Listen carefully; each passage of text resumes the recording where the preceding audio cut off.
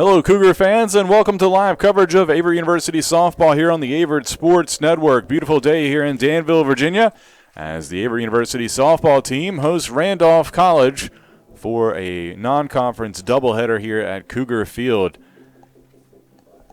I'm Drew Wilson. Thanks for tuning in to today's doubleheader between Randolph and Averett. Cougars coming in with a 4-2 record overall. Haven't played since last Sunday. They split with Huntington on the road as a non-conference meeting with Huntington. Cougars lost a tough one in the bottom of the seventh inning, 2-1, but bounced back to dominate Huntington. I believe it was 10-4 in that second game for the win. They were supposed to play at LaGrange on Monday, but those games were rained out and were canceled. So the Cougars been waiting to get back into action here. Randolph, meanwhile, has had a busy weekend already. They played, I think this is their third day of playing in a row. They lost yesterday to Salem College. First game lost in extra innings 3-1, and then fell in the second game 7-2. They come in with an 8-4 record overall, but have a 3-2 mark on the road. Coaches are meeting at the plate. We'll get you starting lineups here in just a moment as these two teams are set to square off.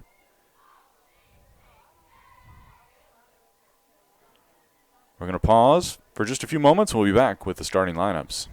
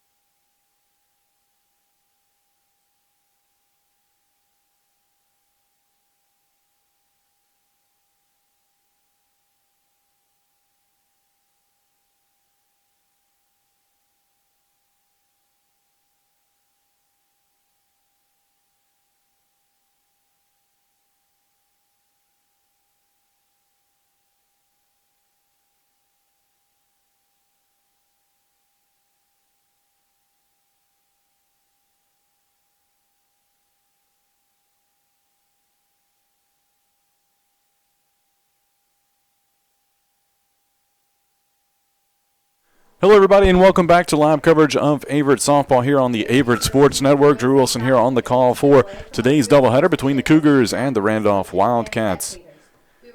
Go over today's starting lineups. First, for the home team, the Cougars. In right field and leading off will be Aaron Rankin. Kaylin Ahearn playing third base today, batting second. Hannah Thompson at shortstop. Anna Coleman at first base in the cleanup spot. Nicole Cawthon is the DP. Lauren Johnston at second base, Micah Patterson in left field, Casey Cook behind the plate, and Mallory Griffiths is in center field. Danny Kahn getting the start in the circle today in the flex spot for the Cougars, who come in with a 4-2 record, on the season. Lineup starters for Randolph, leading off at playing shortstop Delaney Knuckles, in right field Alyssa Francis, Janai Sewer at third base. And the DP spot and batting cleanup will be Diane Mihai and Brianna Harbison in center field. Alyssa Swords in left field. Gracie Waller at first base. T. Davis behind the plate. Rayleigh Oatkin at second base. And in the circle in the flex spot, Abby Pinnell for the Wildcats. Both coaches in their first year. Kasdan Waldron for Randolph, Steve Alcorn for the Cougars. And we are set to get ready to go here. First pitch is coming up as Danny Kahn has finished warming up.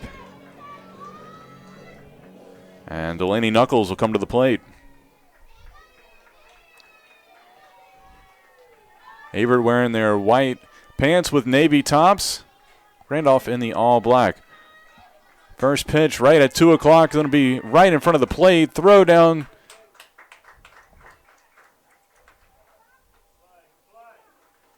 And let's see what the call is. I think they said foul ball. So 1 strike here to Knuckles. Must have hit her while she was still in the box. So 0-1 the count here from Kahn. Getting the start today for the Cougars. Ball popped up into shallow left field. Actually, it's going to make its way back onto infield dirt and caught by Hannah Thompson at shortstop for out number 1.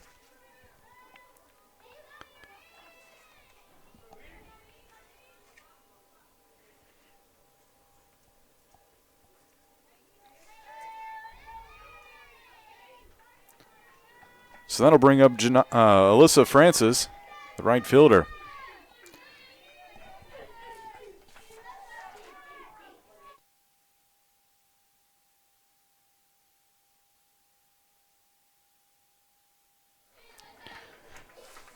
So first pitch to Francis, misses outside for ball 1.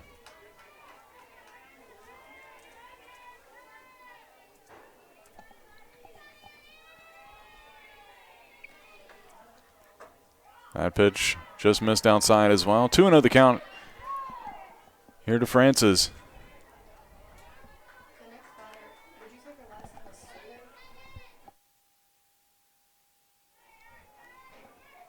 And that one outside as well. Kahn trying to find the corner, unable to do so. So 3-0 count here to Francis, batting .229 on the year. Strong 3 walks.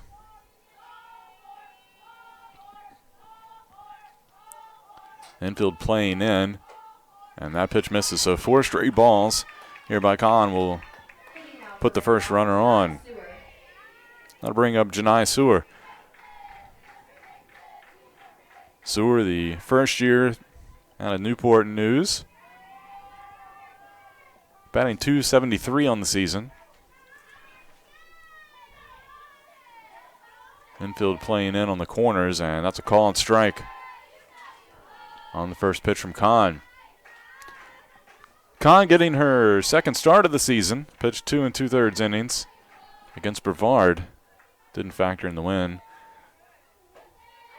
And call and strike on the inside corner. So quick 0-2 count here to Sewer. Kahn sporting a 0 earned run average. Well, just 3 hits. Did give up 2 runs, but both were unearned against Brevard. And the fastball, that one misses high.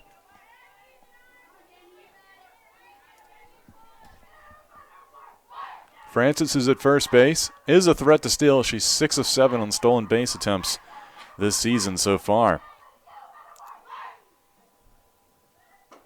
That pitch a little low, evens the count at 2-2 here for the Wildcats. Randolph College, just about an hour north on Highway 29 in Lynchburg, Virginia. As that pitch from Kahn misses low and inside, that runs the count full here to Sewer.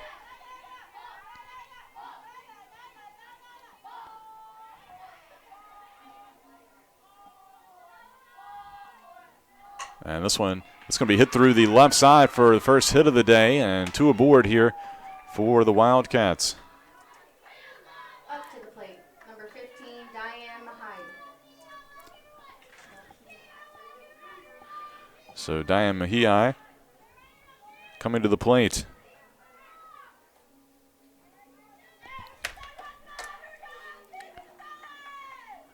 Two aboard here as Kahn and catcher Casey Cook will have a quick little meeting on the mound, or excuse me, in the circle.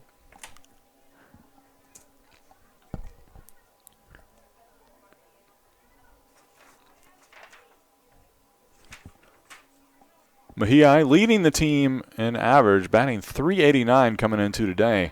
Has 7 hits and 18 at-bats, including a double with 1 RBI.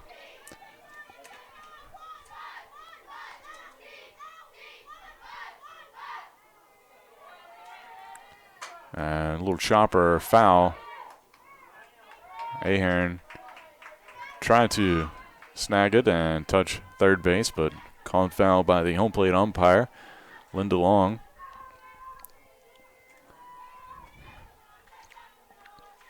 So 0-1 the count.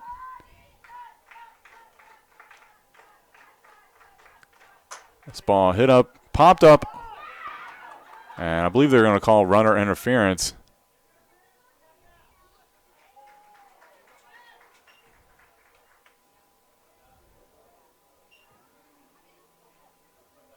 Up to the plate, number 17, Brianna Harbison.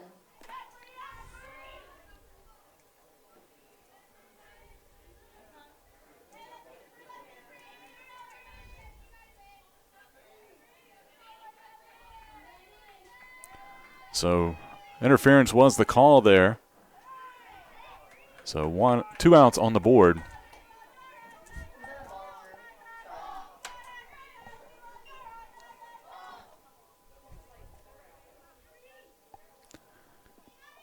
Oh, 1. This one fouled off.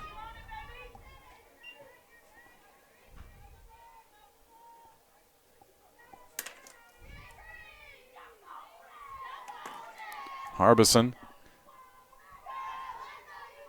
0-2 count.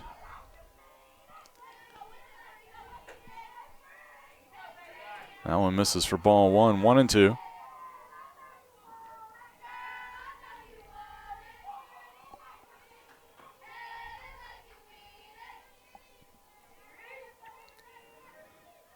And this one lined, but foul down the left side. So Harbison will stay alive here. Harbison, second in average among the regular starters for Randolph. Batting .385 coming in today. Has 10 hits on the year, including a double and a triple. Also tied for the team high with 5 runs batted in. And stays alive, fouls that one off.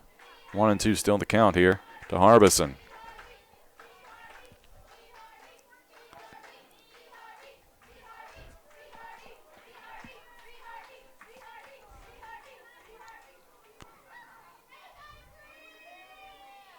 And a swing and a miss as Kahn gets a strikeout to end the inning. So Randolph gets 2 aboard, but the Cougars get out of it.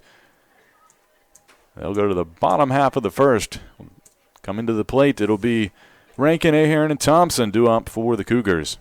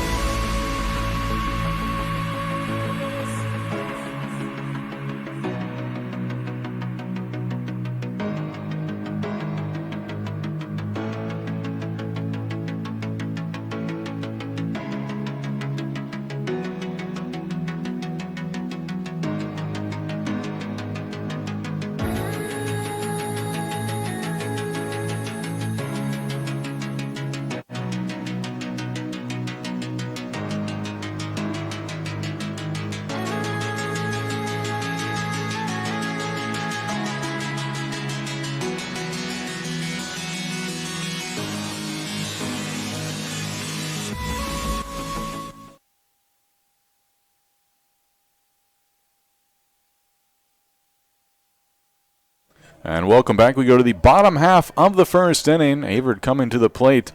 It'll be Aaron Rankin leading things off here for the Cougars. Right fielder batting .286 on the season. Head coach Steve Alcorn has her in the leadoff spot. He's had her there for the last couple of games. So Rankin will step up and face off here against Abby Peniel. Comes in with a 1-1 record, 5.94 earned run average. That pitch in the dirt as Rankin squared her around, but she pulled it back for ball one. Peniel, this is her third start of the year, 7th appearance overall. Does have 2 saves. In addition to the 1-1 record, she's pitched in 17 2/3 innings with 20 strikeouts. That pitch just a little low, so 2-0 count here to Rankin. Rankin, the sophomore, out of San Bernardino, California.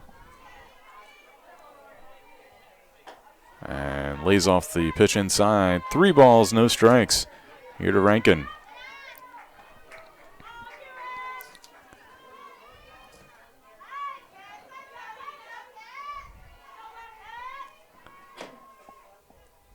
And Rankin draws the walk here on 4 straight pitches. That'll bring up Caitlin Ahern.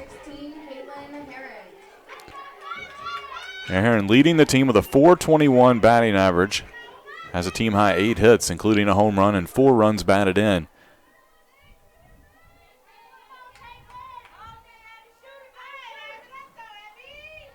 Obviously a dangerous hitter. And crushes that one down the line in right field, but it will stay in and veer foul. And will be caught in foul territory by the right fielder, Francis, for out number 1.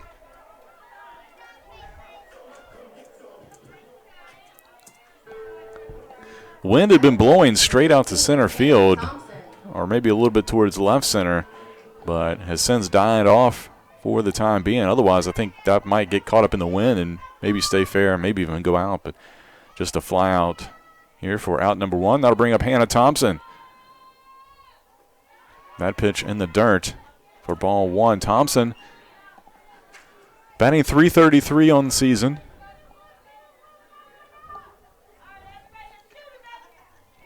Last year's USA South Rookie Pitcher of the Year. Could have easily been Rookie of the Year as well with the season she had. Batted .416 last season. 1-0 pitch. Misses high. Rankin on the move. And she will get in there safely for the stolen base. Pitch was a ball.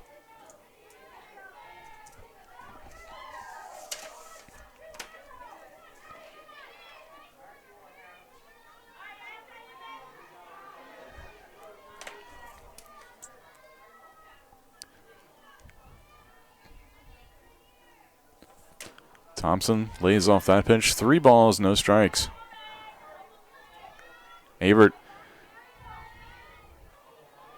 being very patient at the plate right now.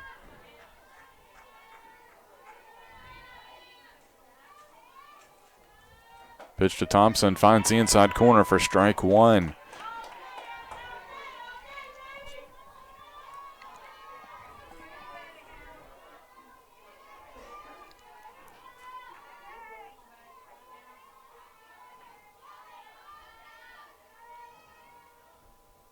And a big swing and a miss from Thompson, but can't catch up with the changeup. Nasty pitch by Abby Pennell.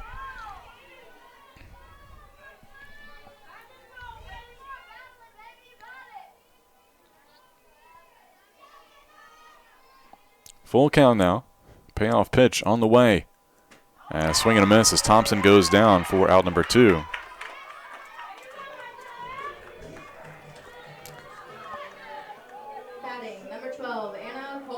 So Anna Coleman coming to the plate, playing first base today. Here in game 1 of our doubleheader. Coleman batting .412 on the year, and hits this one to left field, but it's going to be caught out there by Swords for out number 3. So the Cougars unable to do anything with the leadoff runner, and we are tied 0-0 as we are through 1 inning in Game 1 of our doubleheader.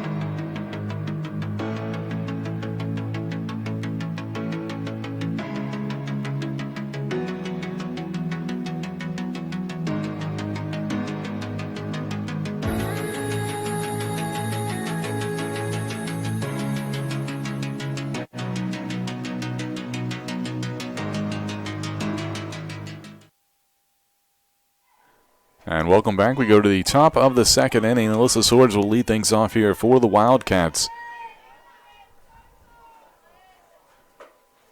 That pitch just missed the inside corner from Danny Kahn. Kahn, the academically senior, even though this is only her third year in college, will graduate a year early. Finds a strike zone there, evens the count at 1-1.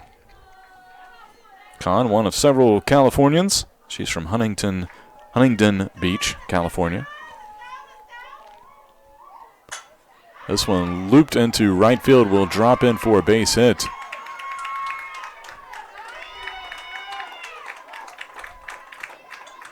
So for the second inning in a row, Wildcats get a batter aboard here.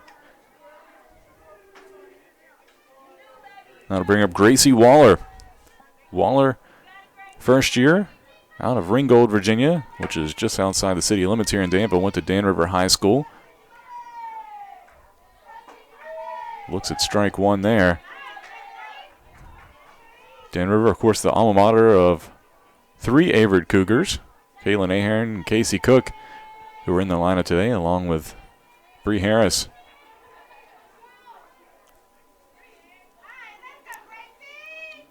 0-1 pitch. Waller shows bunt, but fouls it.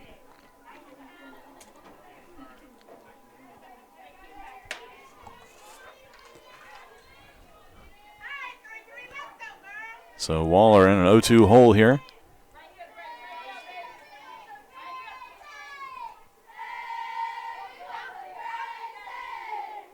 Pitch misses low and away.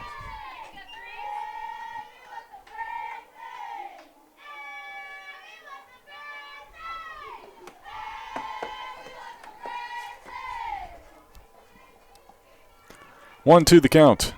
And that one fouled off by Waller.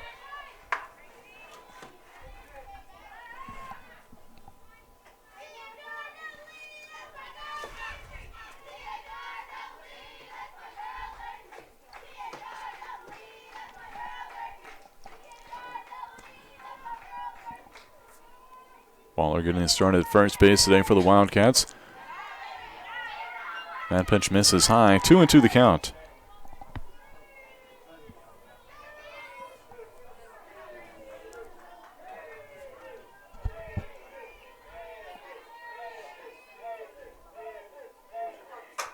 Ball hit out into deep center field. Mallory Griffiths took a step in and had to take 3 steps back, but makes the catch for out number 1. Swords will have to stay at first base on the play. So with the one away, that'll bring up the catcher, T. Davis, who steps in for the first time today. Davis batting .500 in a limited sample. She's 2 for 4. This only her 5th game, only 3rd start, but has been productive. 2 for 4 with 2 runs batted in and a walk.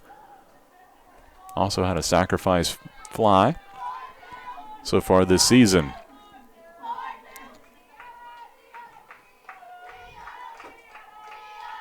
Pitch misses inside from Kahn for ball 1.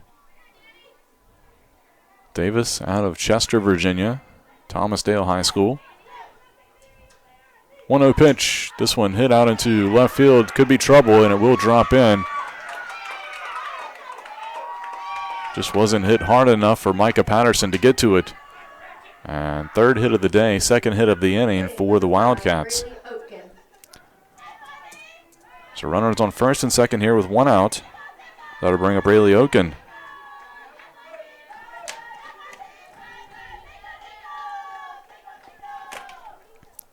Oken batting .190. And a swing and a miss for strike 1. Does have 2 RBIs on the season, though.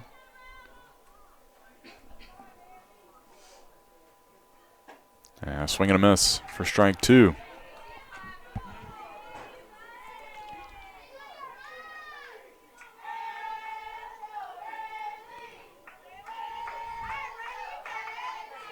See if Kahn can work out of this jam again. 0-2 count. And the changeup just missed high. Throw down to second base. Not in time. Swords gotten off the bag a little bit down at second, but makes it back in time. 1-2 the count. Pitch to Oken misses outside. 2-2 now.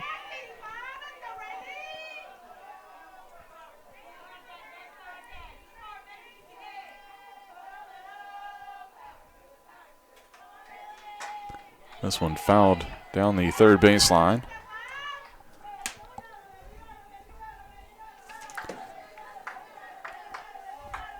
Cougars play Randolph today and then start conference play on Tuesday when they travel to Methodist University for a doubleheader down in Fayetteville, North Carolina. 2-2 pitch. And strike 3 called on the outside corner. So Oken goes down looking. Top of the lineup, number 11, Delaney Knuckles. So 2 outs now, and that'll bring up the top of the lineup here. For Randolph, Delaney Knuckles, who popped up to shortstop to start the game. Looks at ball 1 there. Knuckles came in today batting .357.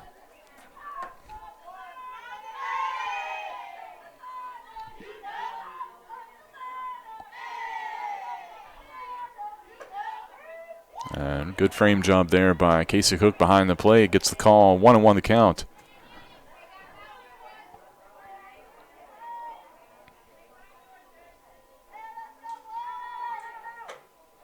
And that one misses high and outside. 2 balls, 1 strike. Here to Knuckles. Knuckles, a sophomore out of Rockville, Virginia. And Kahn finds the inside corner there.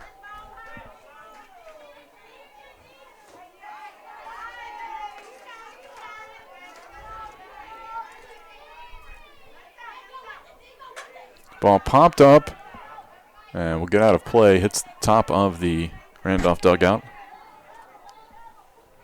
So Knuckles stays alive. Still 2 balls, 2 strikes.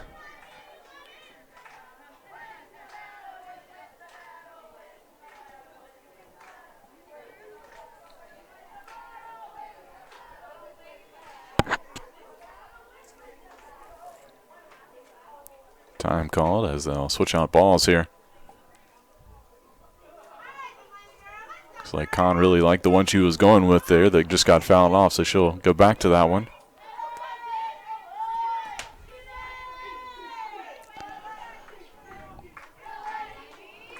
Two-two pitch on the way. Little chopper out to second base. Johnson will make the play at first for the out, so the Cougars get out of another jam here. And we'll go to the bottom of the second inning. It'll be Cawthon, Johnston, and Patterson due up for Averett.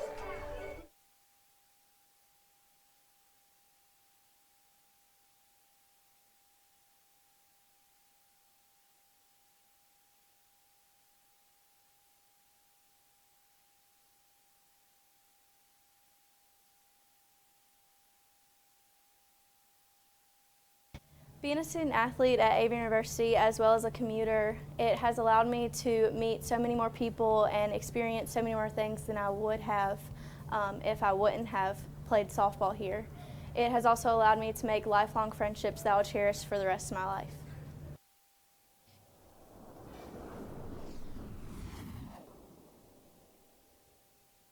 I think being a student athlete impacts my overall experience a lot, just gaining a brotherhood with my teammates, and then with all the other teams, a big connection throughout all of athletics, and makes it fun to walk around campus and see everyone you know, and everyone comes out and encourages you at games, so it makes it a really fun environment.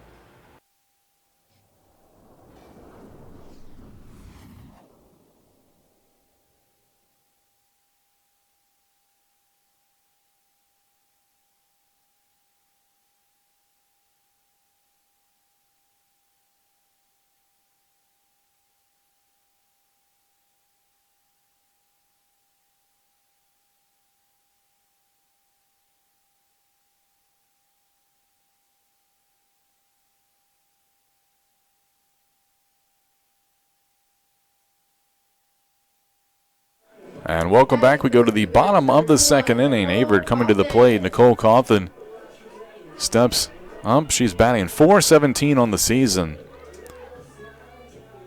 Has a team high 5 runs batted in. 5 hits, including a pair of doubles. Cawthon, the senior lefty.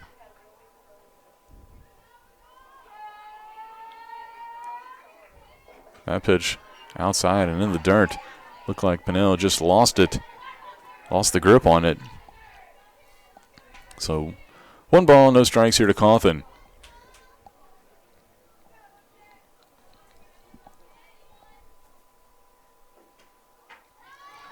Pinnell tries to go back inside, but no such luck. 2-0 the count. Cawthon does have home run power.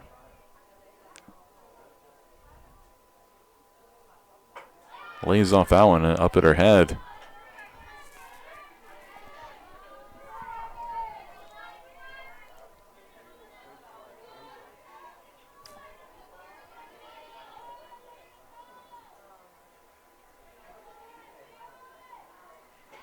And 4 straight pitches, so leadoff walk here for Cawthon.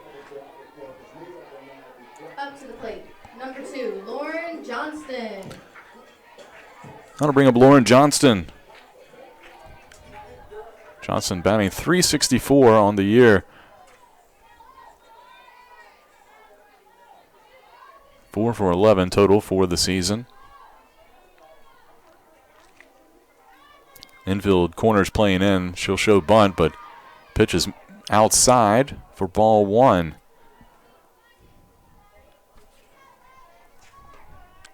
Averett head coach Steve Alcorn likely trying to move the runner over into scoring position, play a little small ball here. Trying to get a run on the board. Johnson showing bunt again, pulls it back, now hit back to the circle, gets past Pinnell, and it'll be a base hit up the middle for Johnston. Hitting for your Cougars, number 8, Micah Patterson.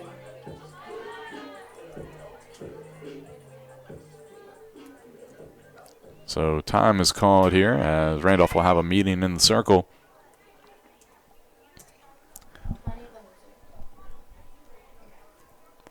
Tough play for Pinnell to make. She just let go of the pitch and was kind of off balance to the other side of the circle when the ball got back by her. Gave a good effort trying to get back over it, range over and make the stop, but just unable to get down. That ball didn't get off the ground much. And it's too slow of a ball hit for the shortstop. knuckles to get to it in time, so will be ruled a single here. So 2 aboard here from Micah Patterson.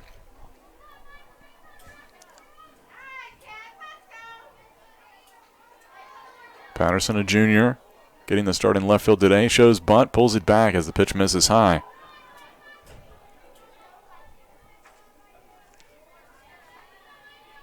Patterson only 1 at bat this season.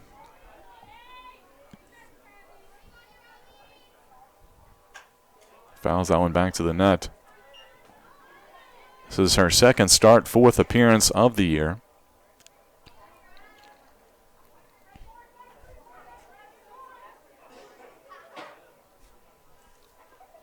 One the count. She'll show bunt, tries to drop it down, but fouls it off.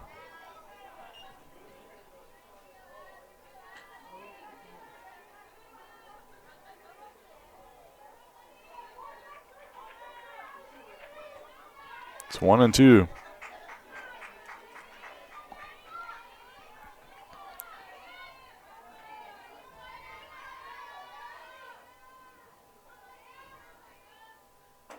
And right down the middle for strike 3, so Patterson will sit down here for out number 1. That'll bring up Casey Cook. Casey Cook.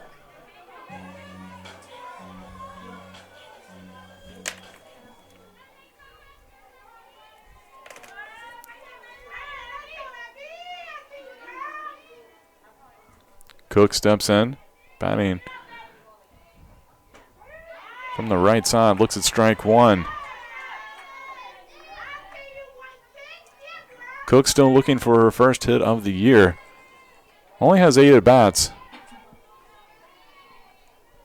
Does have an RBI, had a sac fly.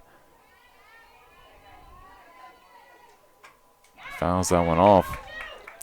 Sac fly came here against Virginia Wesleyan, who was at the time the number 7 ranked team in the country. That sac fly proved to be helpful as the Cougars able to knock off Virginia Wesleyan in the second game of that doubleheader. 0-2 the count. That pitch in the dirt inside for ball 1.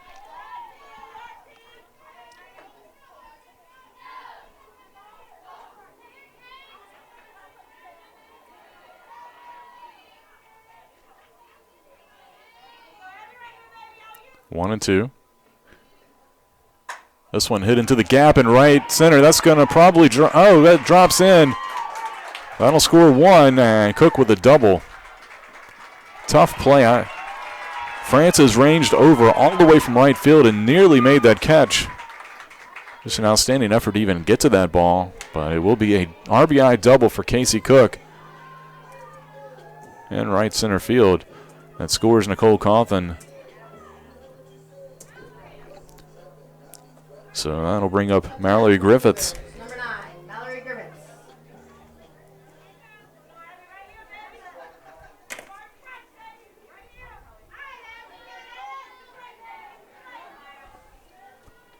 So Cougars up 1-0 here as Griffiths looks at ball 1.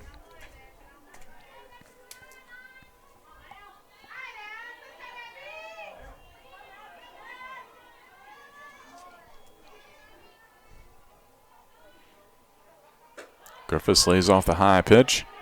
2 balls, no strikes. Griffiths, 3 hits on the year, including a double.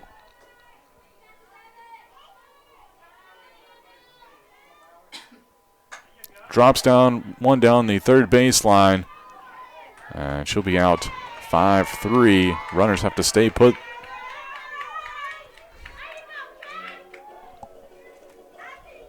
So 2 away now. Batting for your Cougars. Top of the lineup, Aaron Rankin coming to the plate. Rankin reached on a walk and stole second base in the first inning, but was stranded there.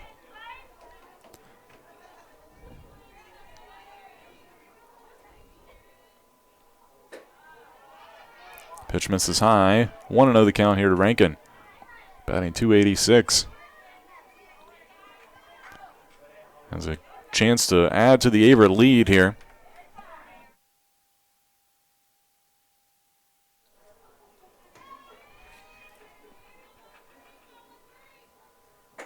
Pitch misses outside. 2 balls, no strikes.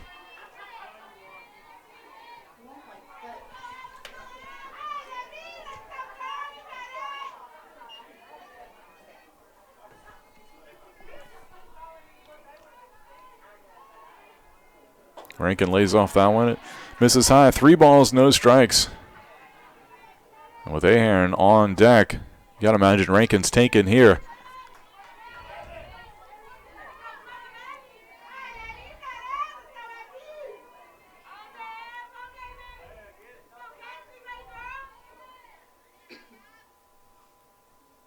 And chance for the Cougars to score here as wild pitch will allow Johnston to score. Rankin, smart base running, moved all the way out to second base on the play.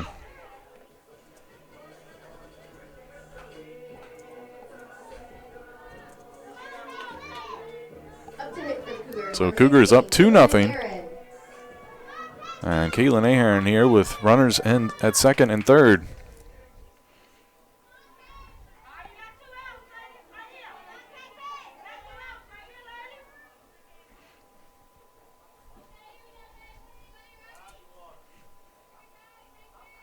That one misses outside for ball 1.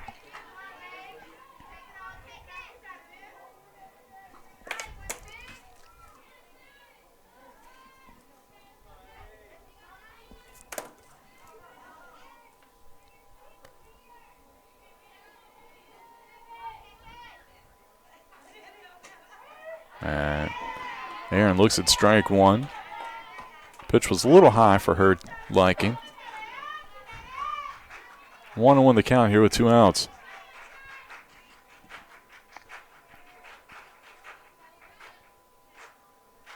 Lays off the high pitch. 2-1 the count.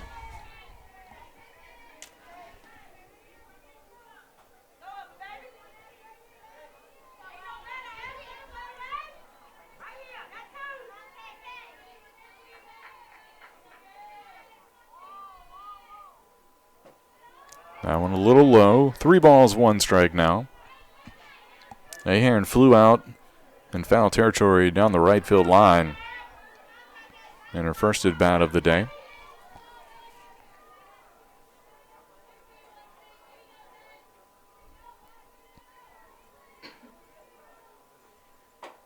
And will be a walk here to load the bases for Hannah Thompson.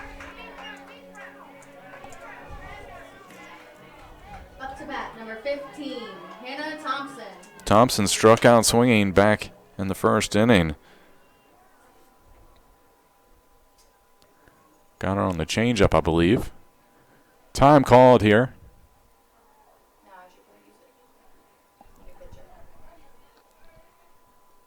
As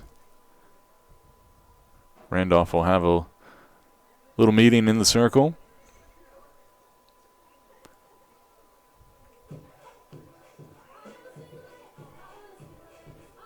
Averett with a 2-0 lead here. Bases loaded, 2 outs in the bottom of the second inning here in game 1 of our doubleheader.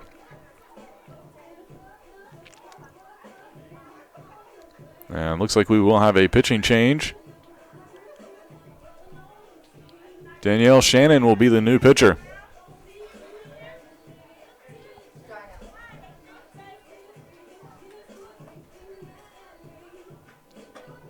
Shannon will take over for Penill.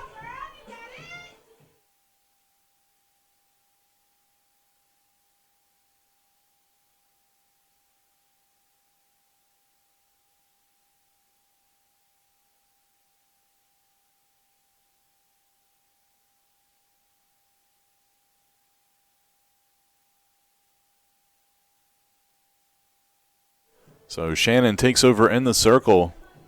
Shannon comes in with a 2-1 record.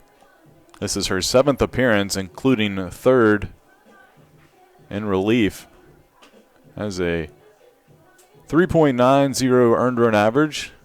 Has 6 strikeouts and 23 1/3 innings. So she comes into a tough situation here. Bases loaded, 2 out against Hannah Thompson. Thompson batting .318 on the season with a chance here to help the Cougars add to their 2-0 lead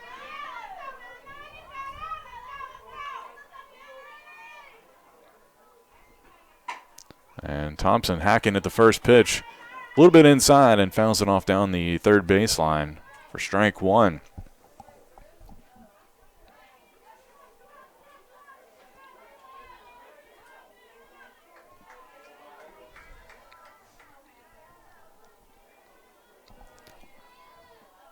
Oh, 1 the count to Thompson. Pitch misses outside. Evens the count at 1-1.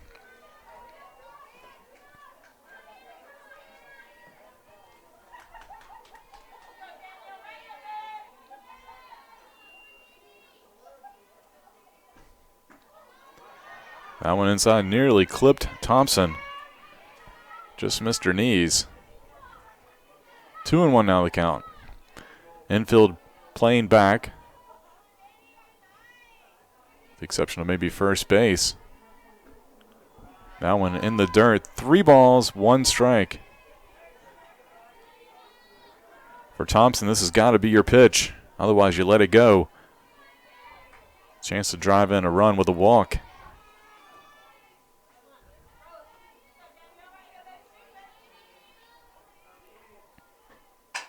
Little chopper over to third. Throw over to first. And a collision between the first baseman, Gracie Waller, and Thompson.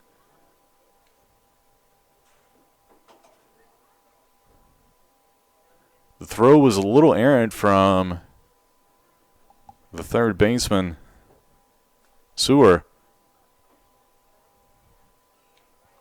Drew Thompson down the first baseline, or Drew Waller down the first baseline a little, right into the path of Thompson, who was out on the play. And that'll be it here for the Cougars in the bottom of the second inning, but they put 2 runs on the board. We'll go to the third when we return.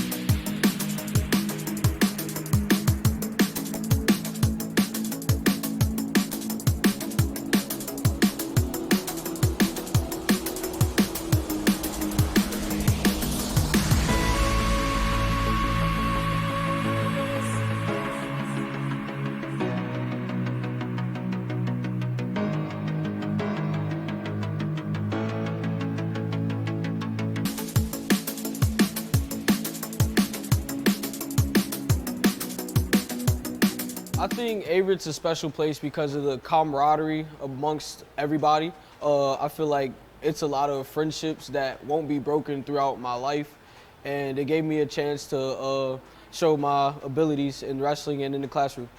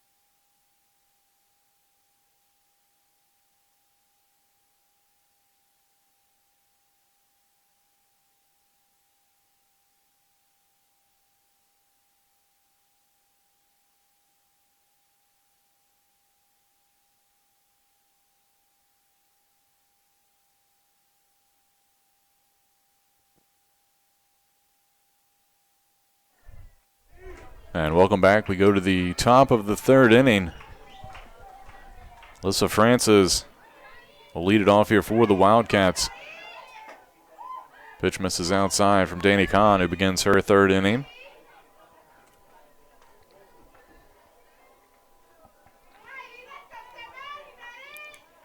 Francis walked in her first at bat of the day.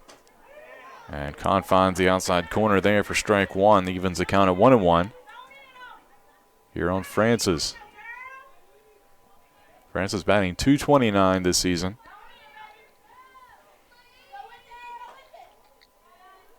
Lays off that pitch outside. 2-1 the count. Right before we went away, obviously we had the collision at first base to end the last inning. Looked like Waller was fine. She walked off on her own, for those wondering if you're not here today. And a little check swing looked like from Francis. 2-2 the count.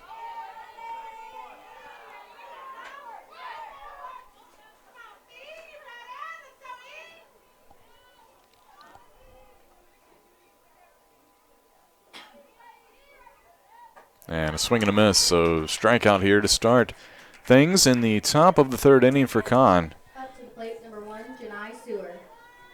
Her third strikeout of the day. I'll bring up Janai Sewer, who singled through the left side in her first at bat. That pitch across for strike one. Averett with a 2-0 lead on Randolph here in game one.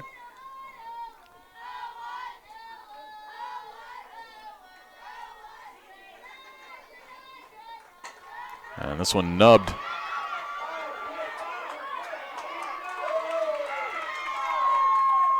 And will be a single. Honestly, from my vantage point, it looked like that might have touched Sewer's foot as she was running up the line. Ball slightly took a different path, but umpire did not see the same thing. They have a better angle, so we'll go with that. It will be a single here for Sewer, here with one out. Next pitch hit up to shortstop, pop up by Thompson, caught for the second out. Up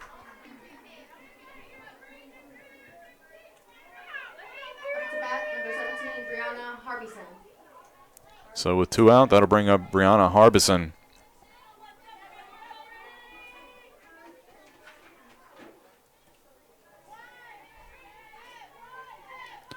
Harbison struck out to end the first inning, and a big swing and a miss there for strike one.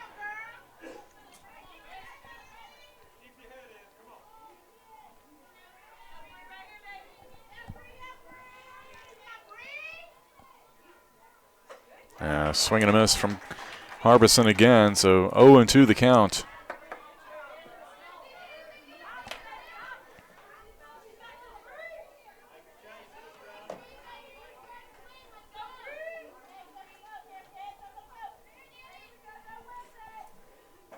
Swing and a miss, so Kahn gets her to swing for the third straight time, and that'll be out number 3 on her fourth strikeout of the game for Danny Kahn. And that'll be it for the Wildcats here in the top of the third inning. Averett still leads 2-0. We'll go to the bottom of the third when we return.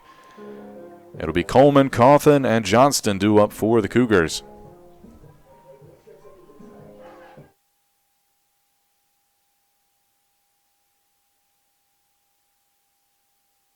I think Averett's a special place because of the camaraderie amongst everybody.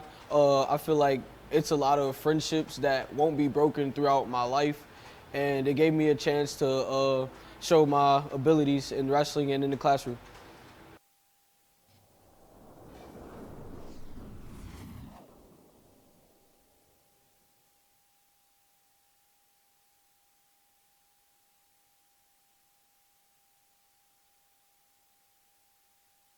Being a senior here has definitely led me to a lot of opportunities. The faculty and staff has definitely helped me, and they became my family as everyone else here, and I think that I'm ready to graduate.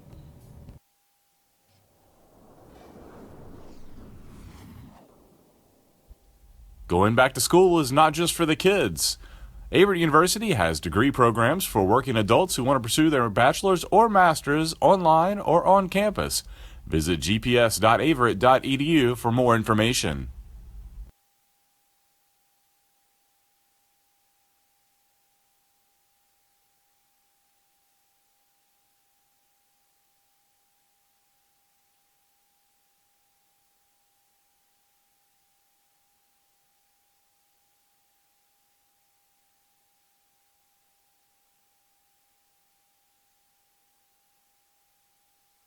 And welcome back. We go to the bottom of the third inning here in game one of our doubleheader. Averett leads Randolph 2-0 here at Cougar Field in Danville, Virginia, on a pretty nice day here in early March.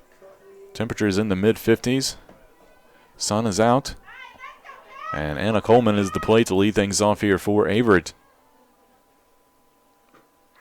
First pitch in there for strike one from Danielle Shannon, who came in relief in the last inning and able to get out of that jam without any further damage. Coleman puts this one down the line, but foul by about a foot down the left field line. Would have probably been a double had it stayed fair.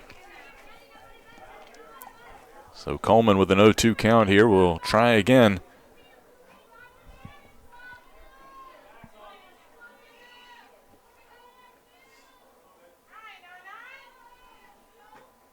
And this one roped out to left field off the top of the glove by the left fielder, Swords.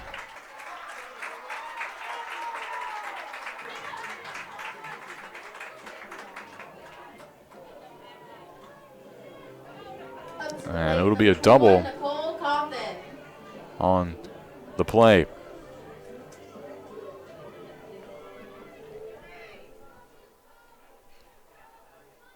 Cawthon now at the plate.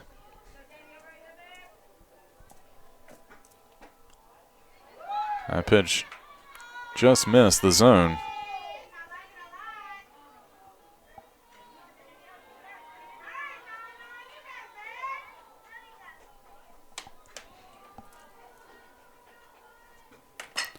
She'll hit this one over to first base. Waller will step on first, but it will advance Coleman over to third.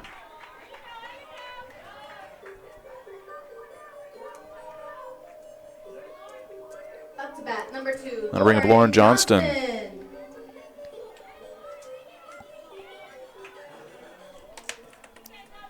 Johnston got a single back in the second inning. Ropes that one foul, nearly takes out Coleman.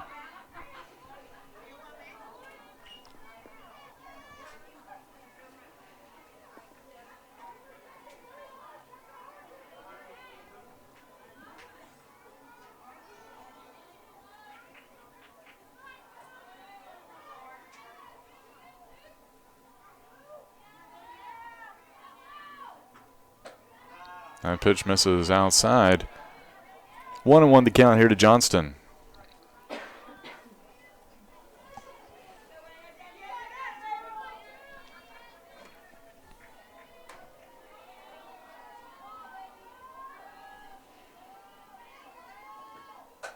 This one popped off foul almost out of play as Waller gave chase and slipped over by the fence. She's okay though.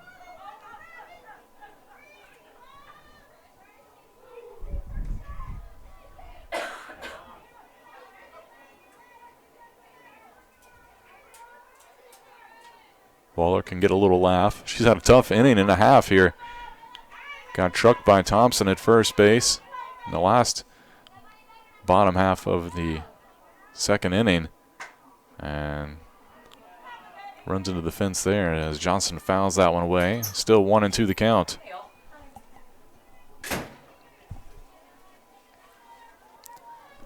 Coleman at third base here with one out. Averett with a 2-run lead trying to add to it. Shannon with the pitch, misses outside. Evens the count at 2-2.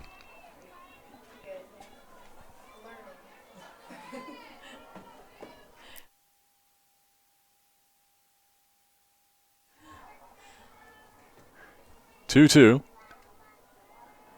And pitch misses outside. Coleman thought about coming home but hesitated. And it was a good job by T. Davis to get on that ball really quickly after it's scooted away. So full count here to Johnston. Micah Patterson due up next for Averett. Johnston will take ball 4. So runners on the corners here with 1 out. Now to bring up Micah Patterson. Up to the plate, number 8, Micah Patterson. Patterson struck out looking back in the 2nd inning.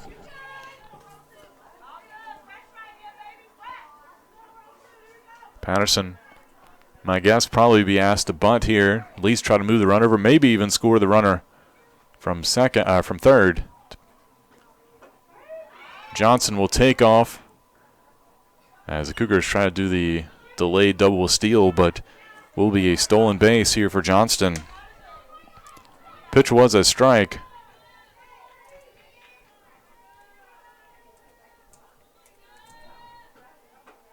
That pitch just missed the outside corner. So runners on 2nd and 3rd here for Patterson. 1-1 count, 1 out.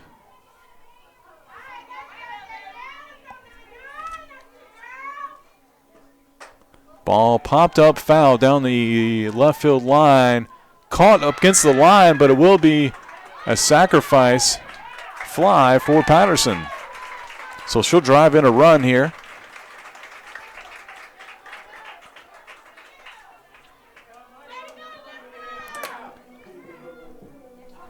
Up to the plate, number 17, Casey Cook.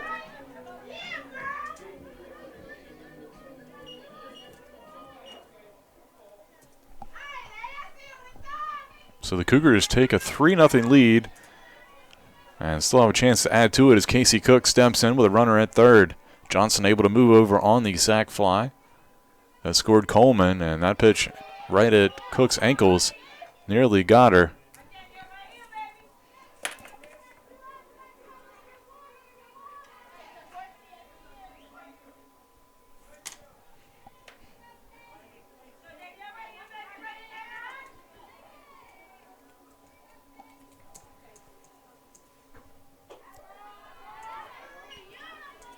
That pitch misses as well. So 2 balls, no strikes.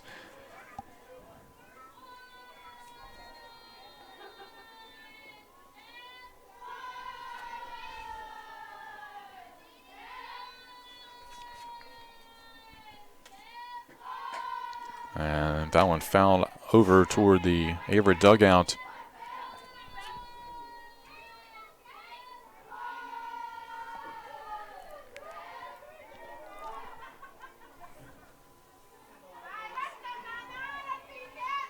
Cook had the double, RBI double back in the 2nd inning.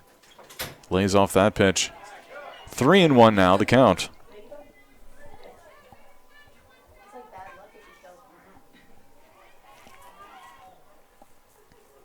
Mallory Griffiths on deck here for Averett should Cook extend the inning. That pitch misses, so ball 4 here to Casey Cook.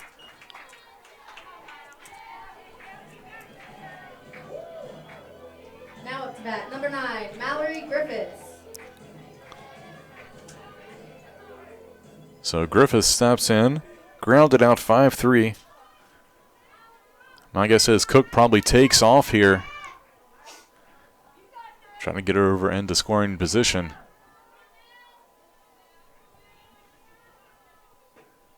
And Cook does go. And now we'll get the rundown.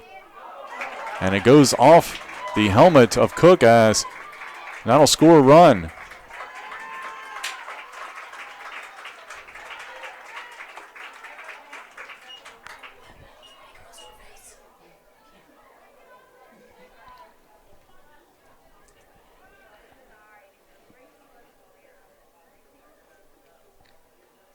So time called here as they'll meet. Unfortunately goes down as an error as the throw went off of Cook's helmet.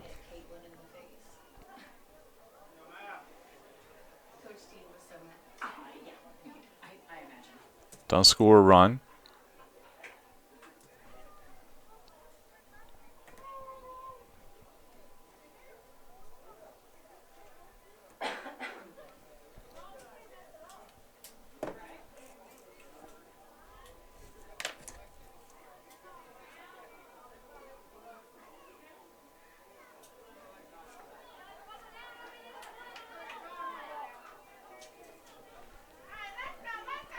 Griffiths at the plate, 0-1 count.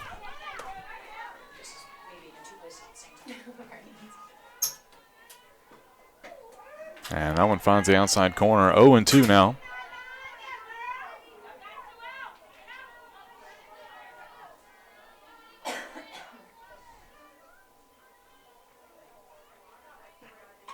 That one fouled back to the net.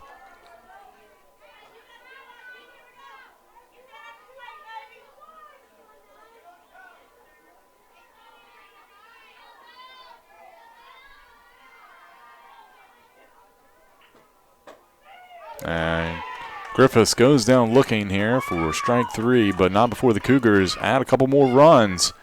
They lead 4-0.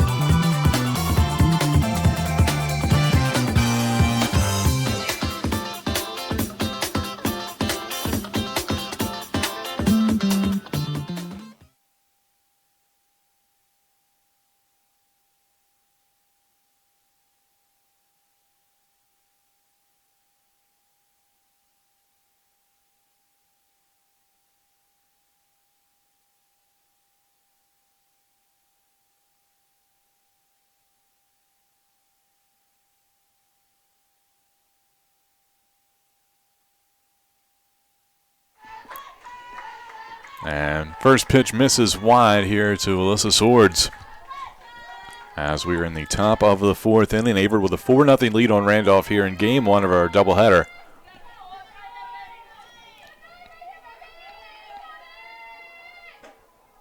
That pitch just missed the inside corner. 2 balls, no strikes. Swords singled in her first at bat of the day.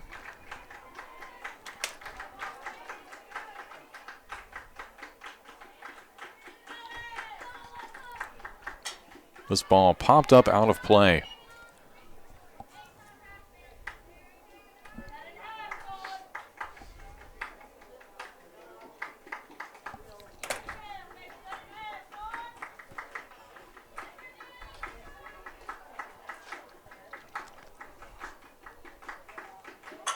This one lined out to right field, but right at Rankin, who makes a couple steps to her right for the out. Now up to the plate, number 33, Gracie That'll bring up Gracie Waller, who flew out to deep center field in her first at bat of the day. Waller, the local product out of Dan River High School. Getting a little homecoming here. And fouls the first pitch off.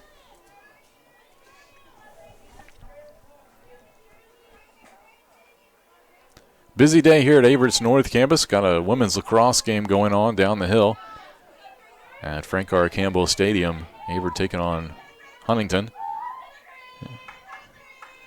0-1 pitch here to Waller. Misses outside.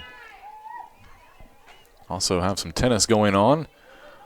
Over on main campus, Averett women defeated Wittenberg 9-0 this morning. Averett men taking on Guilford College as we speak. As that pitch misses inside. 2-1 the count.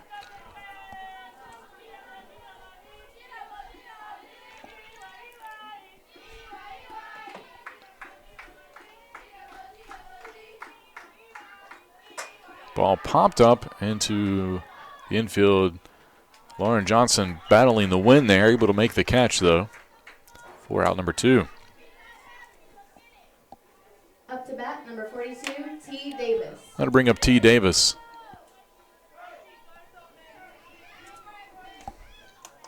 Davis reached on a single to left field.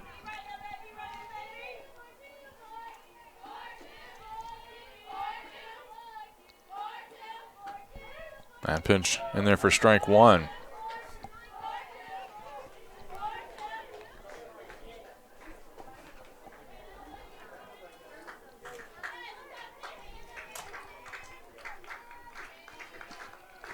Kahn looks in. Pitch on the way and a breaking ball. Good changeup there for strike 2.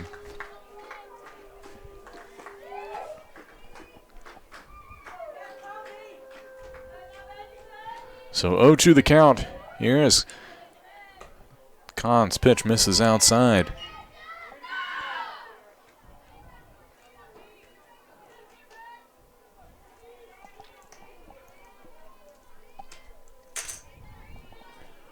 One and 2 now the count. That pitch misses as well. 2-2 now.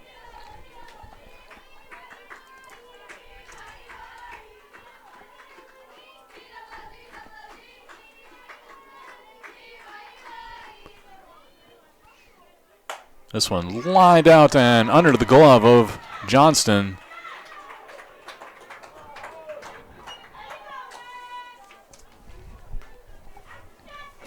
And we'll go down as an error. Number 5, Rayleigh Oatkin. So that bring up Rayleigh Oatkin.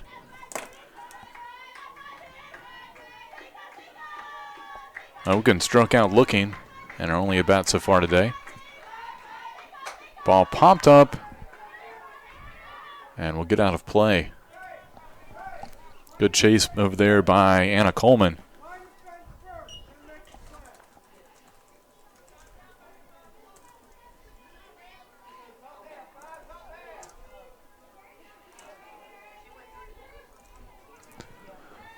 So Oaken will grab the bat again and with an 0-1 count.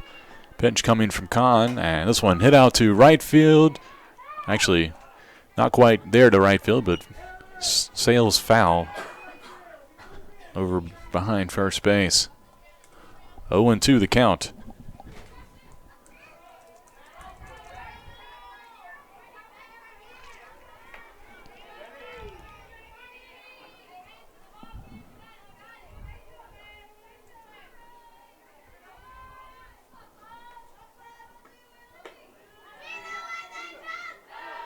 That pitch misses. 1-2 now.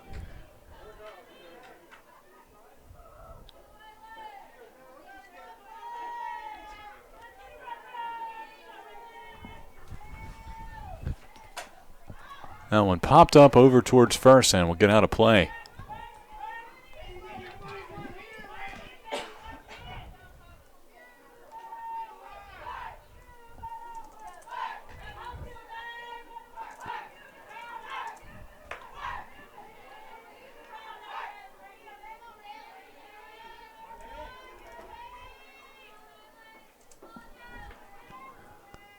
One-two pitch from Kahn.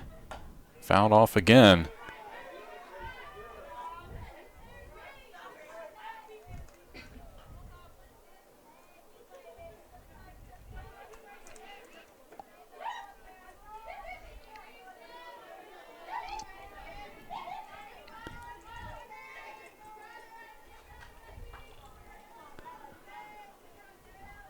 And this one fouled over to first base again.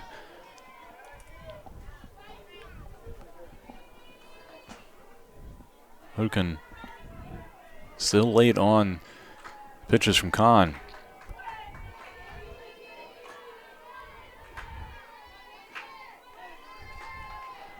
And this one fouled back to the backstop as she's just able to get another piece of it.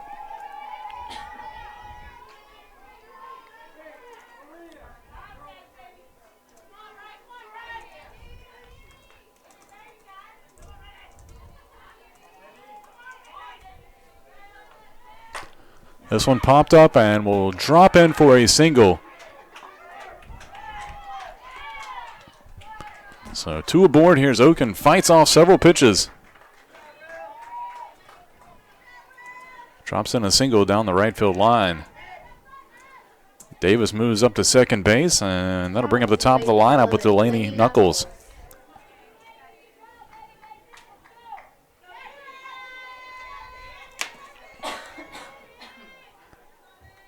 So Knuckles 0 for 2 today. Pop up and a ground out in the infield.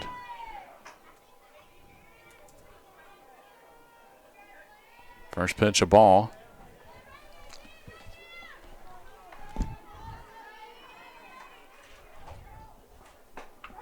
That one a strike, though.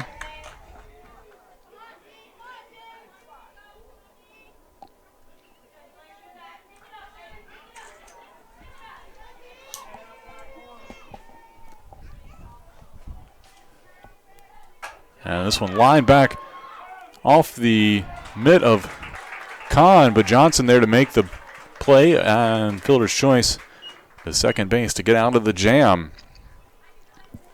So that'll be it for Randolph here in the top of the 4th inning.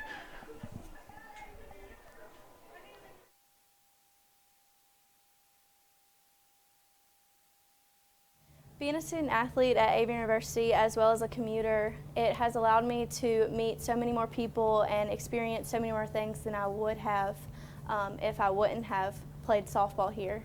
It has also allowed me to make lifelong friendships that I'll cherish for the rest of my life.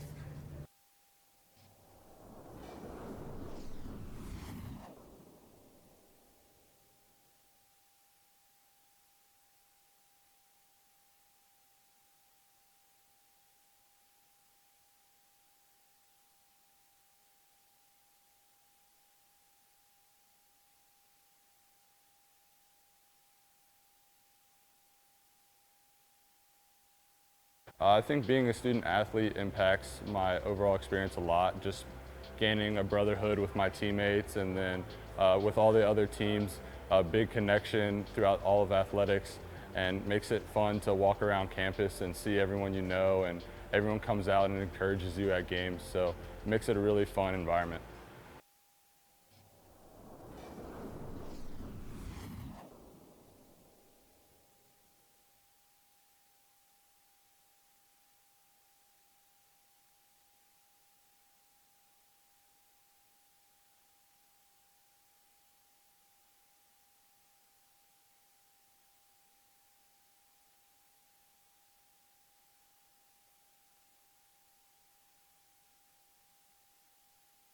And welcome back. A couple changes here for Randolph. T. Davis has moved from behind the plate to go over to first base. And Gracie Waller will be replaced in the batting order by Paige Naples, who will take over behind the plate. So that's how it'll be as we go to the bottom of the 4th inning. Aaron Rankin leading things off here for the Cougars as they'll bring the top of the lineup due up. Here, first pitch from Danielle Shannon, a called strike.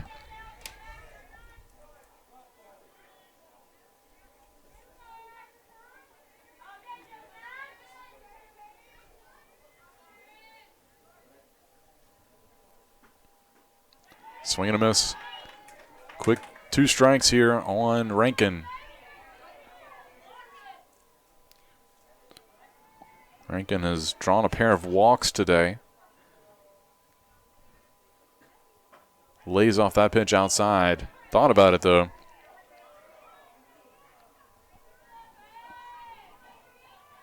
Cougars with a 4-0 lead on Randolph here in the bottom of the 4th inning in game 1 of our doubleheader.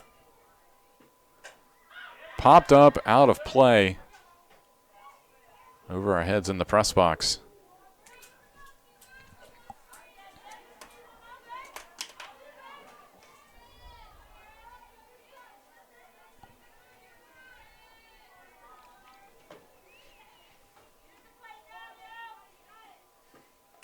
Rankin hits this one over to first base. T. Davis with a great play on a tough bounce.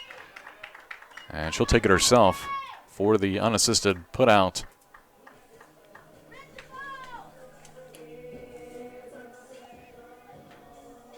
That'll bring up Caitlin Ahern. 0 for 1 with a walk today.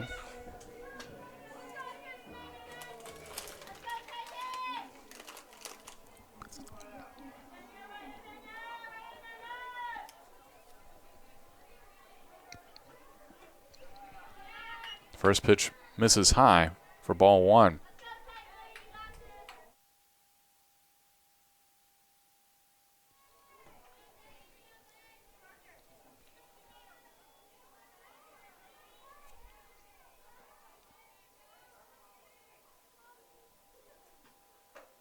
That pitch finds the inside corner. 1-1 the count here to Ahern. Batting .400 on the season.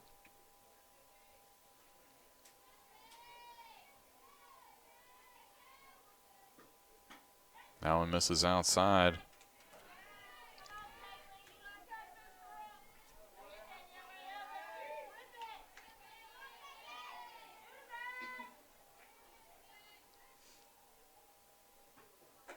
That one inside. 3-1 now here to Ahern.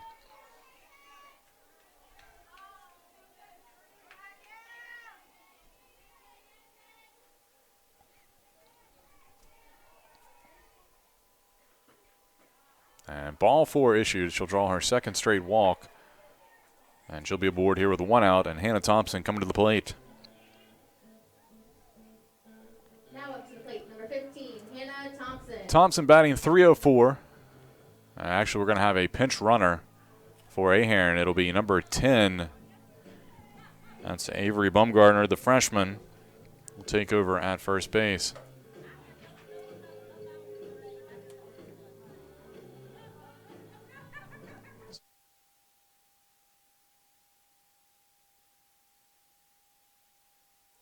So Bumgarner First base, number 10, Avery Bumgarner. will run for Ahern here.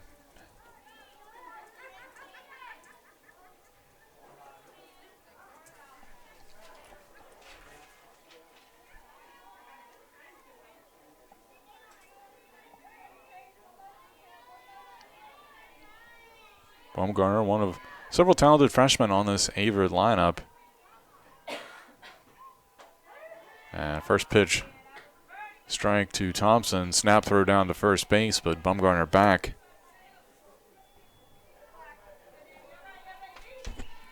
Thompson 0 for 2 today. Strikeout and a ground out.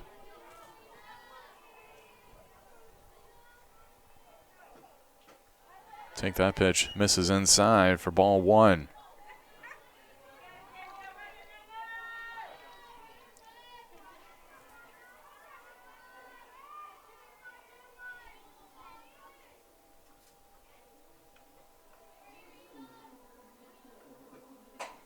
And that one line foul down the third baseline.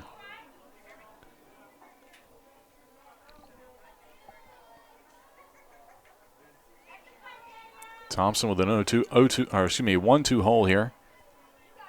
1 out. Bumgarner running at first base. Thompson chops this one out to shortstop. They'll go for the easy out. And they'll get the lead runner Bumgarner on the fielder's choice. So 2 away here for Anna Coleman. Now up to the plate, number 12, Anna Coleman.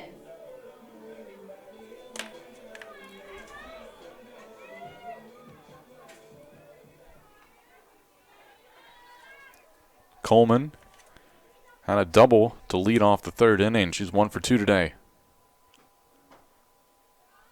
Later came around and scored on the sac fly in foul territory by Micah Patterson. First pitch, a ball.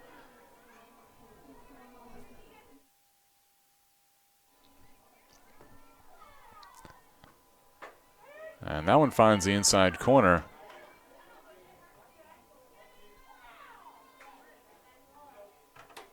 One and one the count. Thompson at first base. 2 outs. That one misses outside. 1-2. Thompson and Coleman, high school teammates and really good friends.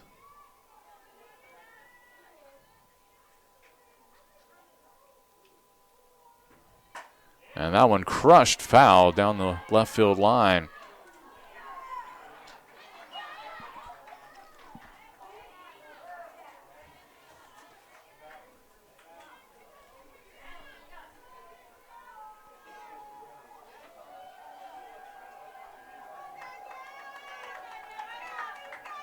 Averett up by 4 runs here in the bottom of the 4th inning. 2-2 pitch to Coleman. That one hit over to third base. And the 5-3 putout will end the inning here as Randolph gets out of the top half of the, bottom half of the 4th inning. We'll go to the 5th. Averett still up 4-0 here in game 1.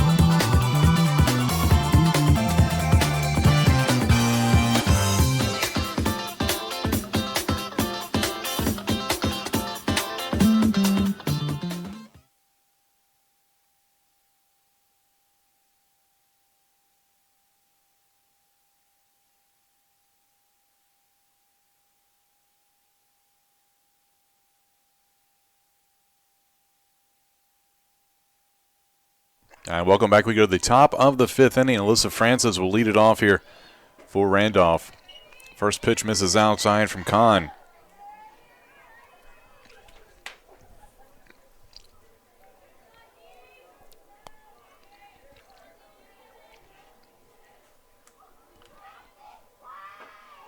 That one finds the outside corner.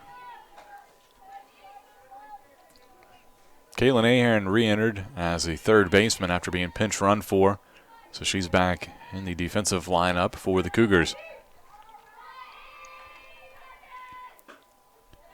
Kahn just missed the corner there. 2 balls, 1 strike here to Francis, who's 0 for 1 today with a strikeout and a walk.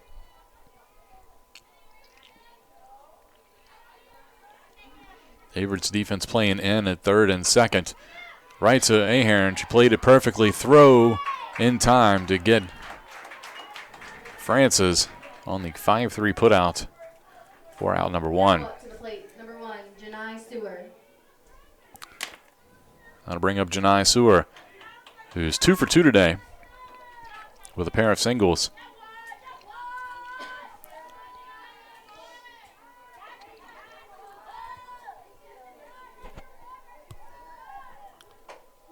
That one misses high and outside for ball 1. Sewer with 2 of Randolph's 5 hits on the day. That one fouled over our heads in the press box for strike 1. Randolph off the scoreboard so far through the first 4+ innings, but they've had some chances. They've left 7 runners on base. That one missed just outside for ball 2. Averett, meanwhile, scored their 4 runs on only 3 hits and 1 error, but a lot of walks. That pitch just missed inside. 3-1 the count.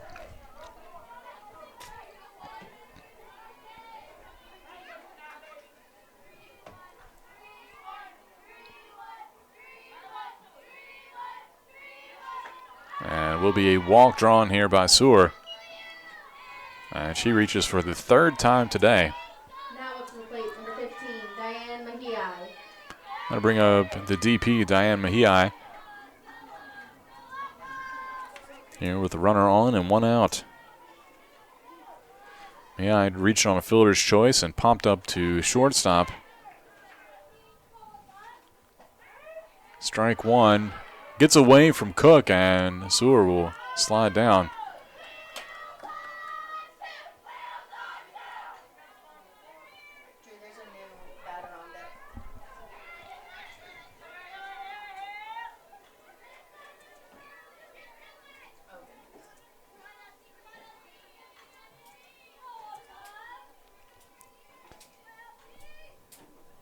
This one chopped. Scooped by Ahern, but unable to field it, and will be a base hit.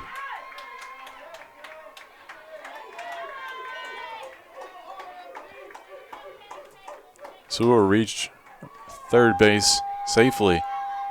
And runners on the corners here with 1 out. And looks like we're going to have a pinch hitter coming up.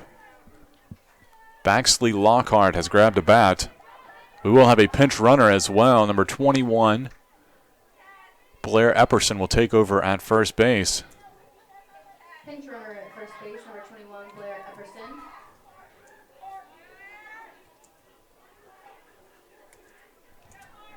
Pinch hitting for Randolph, number 46, Baxley Lockhart.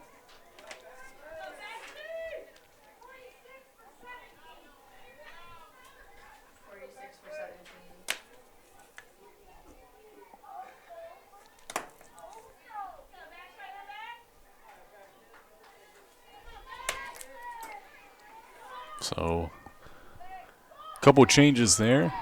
Runner on the move, they'll throw down. And we'll score a run on the double steal.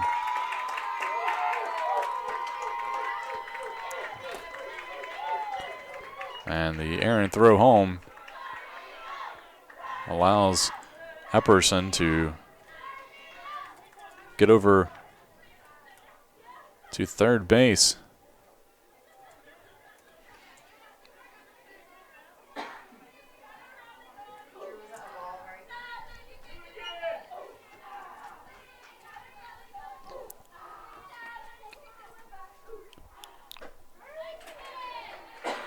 And that one a called strike.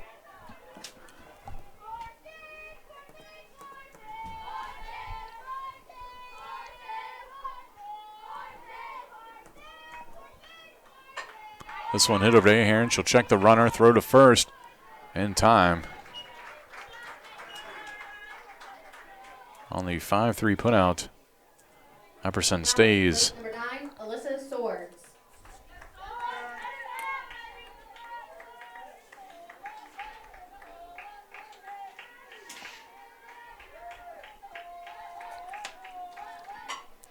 And this one hit to Ahern as well. She'll throw over in time, but so Randolph able to put together 1 run here. And that cuts their deficit to 4-1. We'll go to the bottom of the 5th when we return.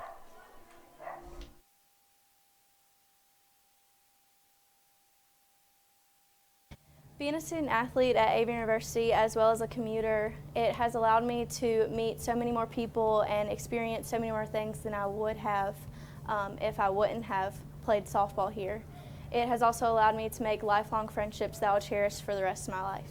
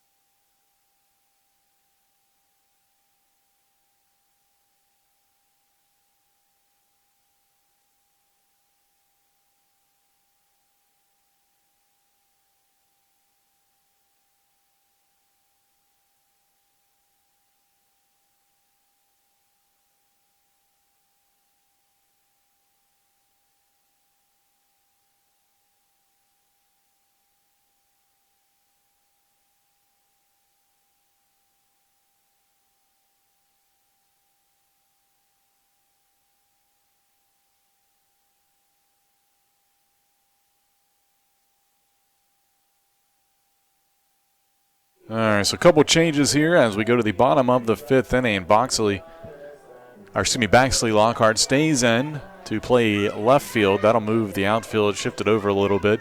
France is now in center field, and that moves Swords to right field. We have a pinch hitter for the Cougars. Batting for Nicole Coughlin will be Zamaya Mangum. First pitch, swing and a miss for strike 1.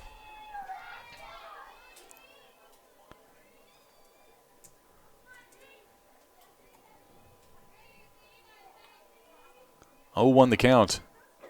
That one in the dirt. Evens the count at 1-1. Looks like we're going to have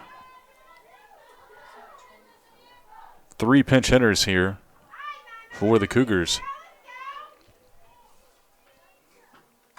And Mangum fouls that one off her foot for strike 2. Hannah Heath has grabbed a bat and is on deck for the Cougars. Heath is yet to play this year, so it's her first action should she come to the plate.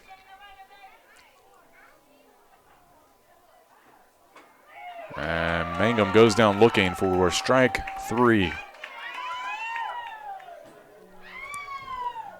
So Heath will come to the plate and bat for Johnston.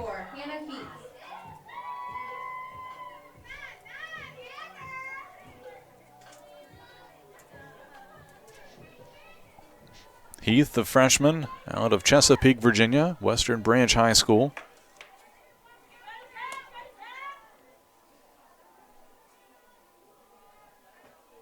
Fouls off the first pitch.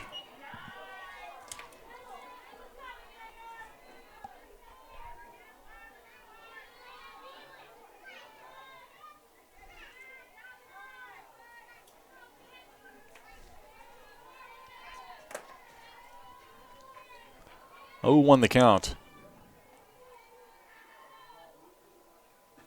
That one misses outside. Heath lays off of it.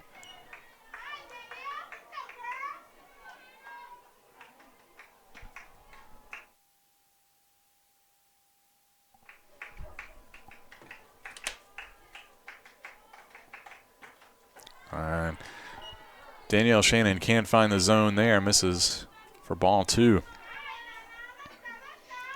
Shannon's pitched well after coming in relief back in the 3rd inning with 2 outs. And that one goes between the legs of Heath. I don't know that I've ever seen that. Her stance, she has an open stance, and the ball skipped between her legs. Always a first for everything, I suppose. 3-1 the count here to Hannah Heath. And looks at strike 2, as that one was right down the middle. Another freshman, Carson Lee, has grabbed a bat and is on deck for the Cougars. Heath with a full count here. Payoff pitch coming from Shannon. And a swing and a miss for strike 3.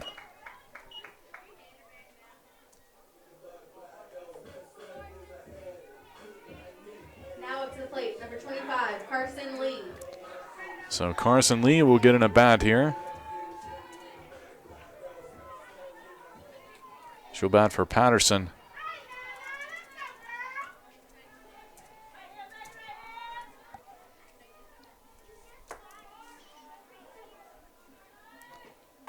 And first pitch hacked foul down the 3rd baseline.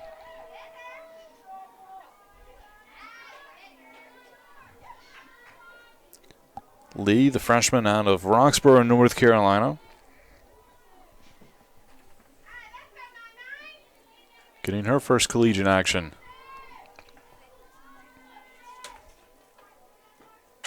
And ropes a single into left field. Carson Lee aboard here with 2 outs.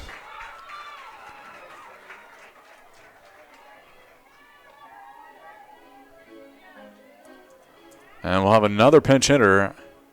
Courtney Blankenship has grabbed a bat and will bat for Casey Cook.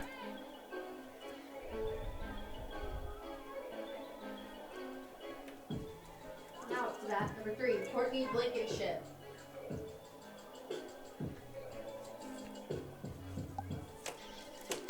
So after Lee gets her first career hit, keeps the inning going, and Blankenship will bat. Blankenship netted her first collegiate homer over the weekend last weekend while the Cougars were on their road trip. Fouls the first pitch away.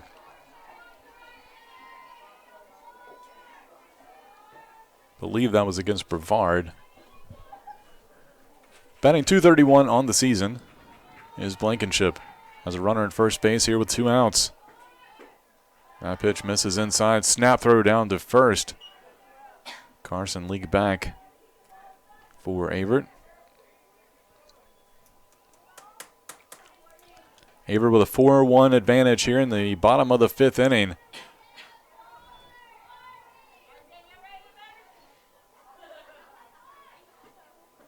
That pitch in the dirt, gets away from the catcher, Naples, and Lee, good base running, gets out to second base. Will be ruled a wild pitch.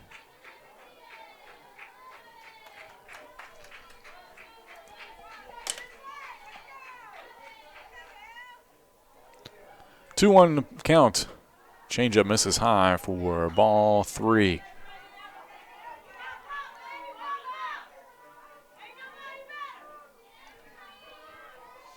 Mallory Griffiths is on deck for the Cougars, should the inning continue. And that one will be in the dirt for ball 4 as Blankenship draws the walk here. Now up to bat number 9, Mallory Griffiths. And Griffiths will step in 0 for 2 today.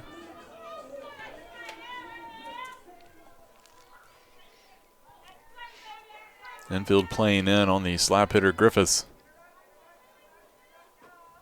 Little chopper out to second base, but fielded by Oken for the out for the 4-3 putout, and that'll be it for the Cougars.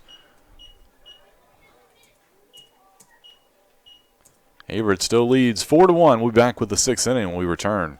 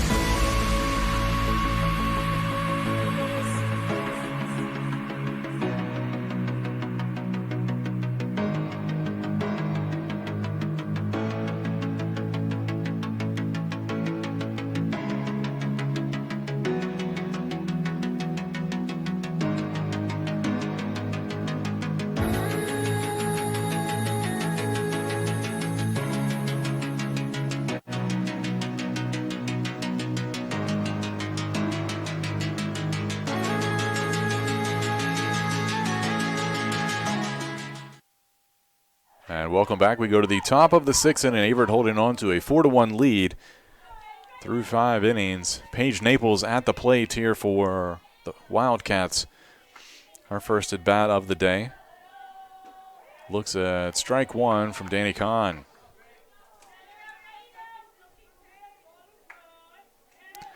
Naples came in as a defensive replacement.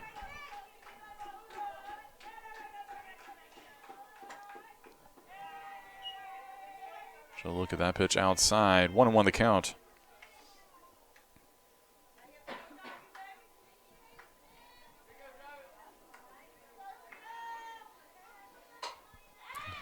Grounder over to third. Ahern makes the throw over in time for out number 1. Up to the plate, number 42, T. Davis. Now to bring up T. Davis. Davis with a single and also reached on an error. Started the game behind the plate, moved out to first base when Naples came in as a defensive replacement.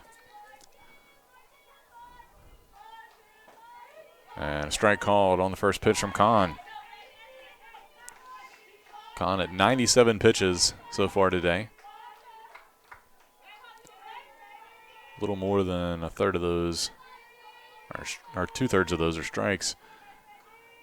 0-1 pitch. This one roped out into left field, but right at Micah Patterson, who had re-entered into the game after being pinch hit for. Now batting, number 5, Rayleigh Oatkin. That'll bring up Rayleigh Oatkin. Oatkin 1 for 2 with a single.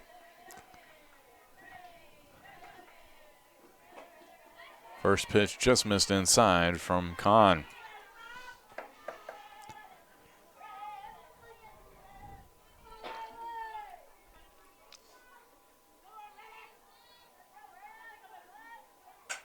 This one grounded out to Thompson. It's going to be a tough play, but she has the arm to gun out Oatkin for the third out here. And that'll be it as the Wildcats go 1-2-3 here in the top of the 6th. We'll go to the bottom half when we return. Top of the lineup, duo for the Cougars will be Rankin, Ahern, and Thompson, scheduled to come to the plate.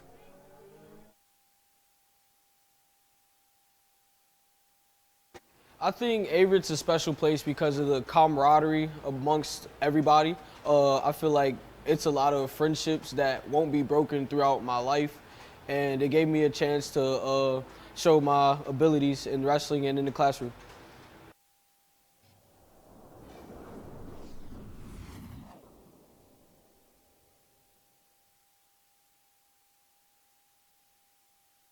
Being a senior here has definitely led me to a lot of opportunities. The faculty and staff has definitely helped me, and they became my family as everyone else here, and I think that I'm ready to graduate.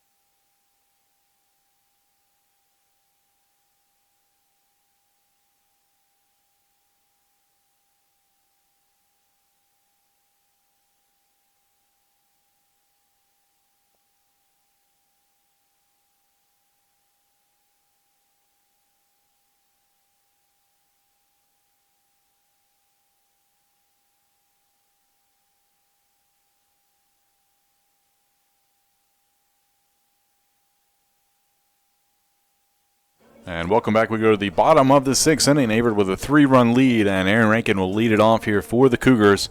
It'll be Rankin, Ahern, and Thompson scheduled to come to the plate. Danielle Shannon will begin the inning. In the circle, a foul ball by Rankin for strike 1. Shannon finished off the third, and this will be her third inning started.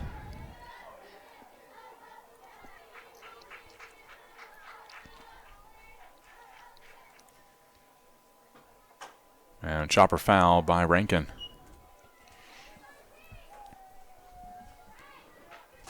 Averett would love to add a couple runs here for insurance. Only need 3 more outs to get out of this game with a win. But you can never have too many runs.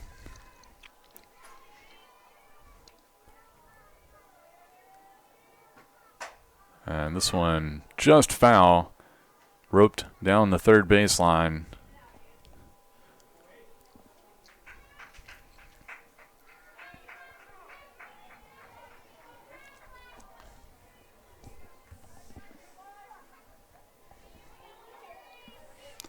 This is only the second home series for the Cougars all season. Opened the season against Virginia Wesleyan, the number 7th ranked team at the time in the country. As that pitch misses for ball 1. Since then, they've been on the road.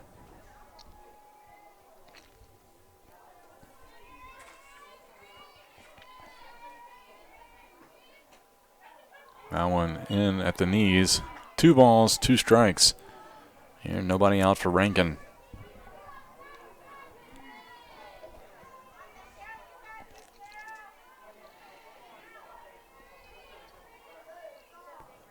Oh, 2 pitch. A little chopper toward the left side. And the throw just in time by Knuckles for the 6-3 putout. And that'll retire Rankin. Bring up Caitlin Ahern. Now up to the plate, number 16, Caitlin Ahern.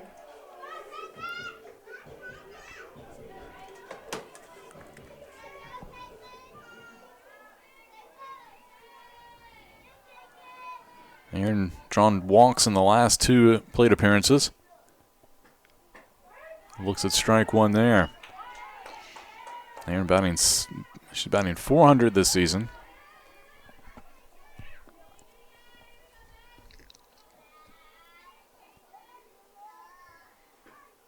And ropes that one past the first baseman, T. Davis. And throw to first, not in time from right field by Swords. And that'll be a 1-out base hit by Ahern. Now up to bat, number 15, Hannah Thompson. So Hannah Thompson steps in.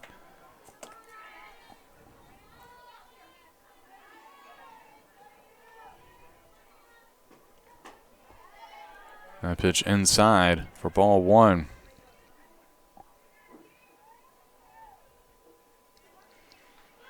Thompson 0 for 3 today.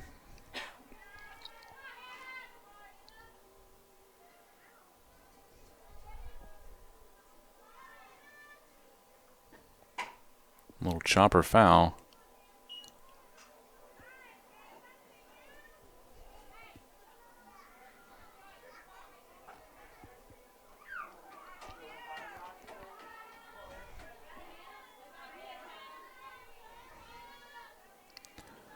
Ahern at first base.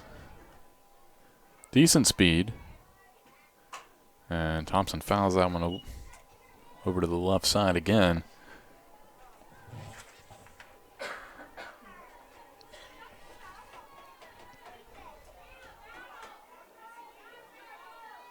One and 2 still the count here to Thompson.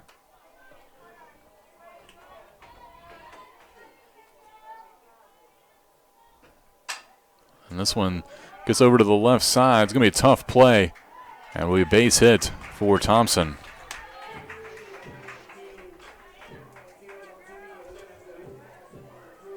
Ahern moves up to second base. A 2 aboard here for Anna Coleman.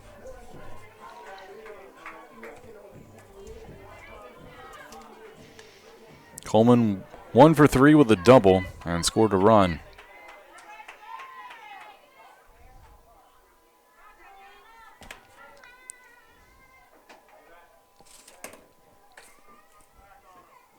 And a roped foul down the third baseline.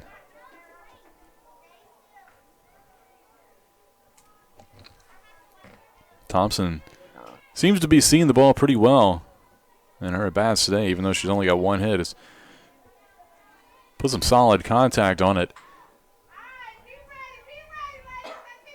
0-1 the count here with 1 out.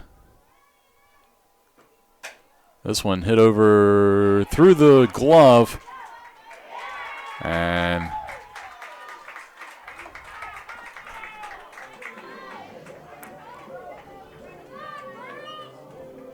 she'll reach. Now up to the plate, number 21, Bases Nicole loaded. Coffin.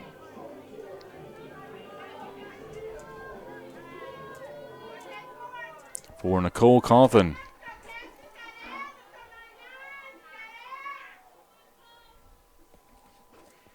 Coffin grounds this one over to second.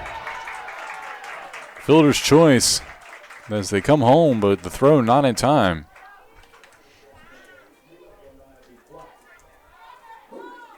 Now up to the plate, number 2, Lauren Johnston.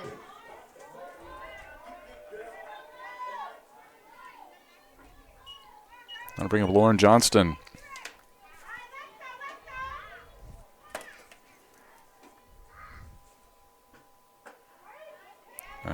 across for strike one.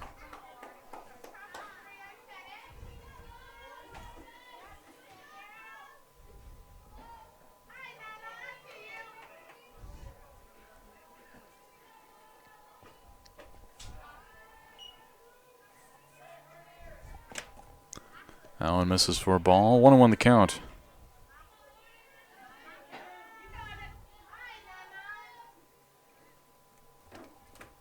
Johnson hits this one to left field in foul territory. Runner tagging. Thompson not going, though.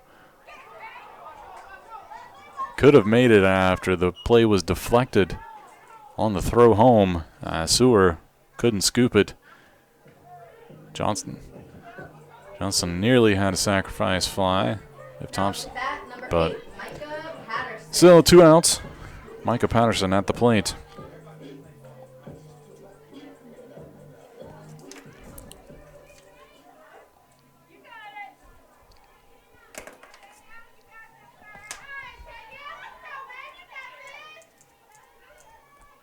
So Patterson now looks at strike one. Patterson had the sac fly in foul territory down the left field line. Scored a run earlier today. However, still seeking her first hit of the season. Hits this one to shortstop. And the play will be made over there by Knuckles for the out. So Averett able to put one across here in the 6th inning. Makes it 5-1. We'll go to the 7th. Cougars need 3 outs to win game 1 of our doubleheader.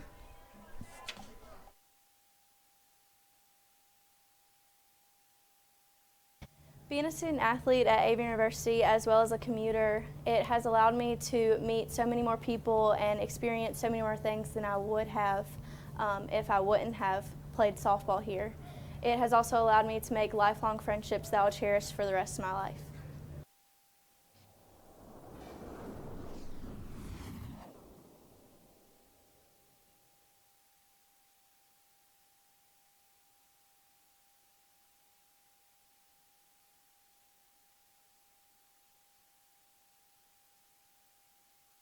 I think Averett's a special place because of the camaraderie amongst everybody. I feel like it's a lot of friendships that won't be broken throughout my life, and it gave me a chance to show my abilities in wrestling and in the classroom.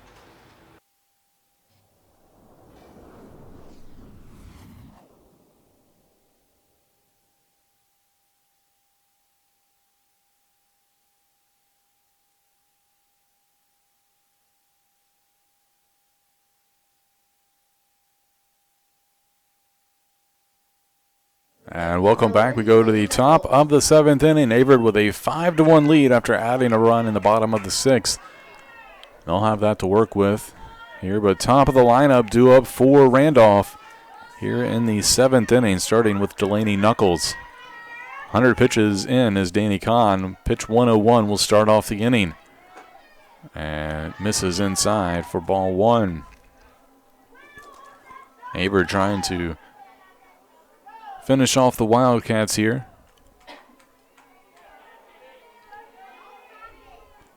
1-0 pitch. This one into center field. Drops in. And it'll be a double here for Knuckles. Mallory Griffiths with a diving attempt, unable to get to it. And it'll be a leadoff double on the tough play.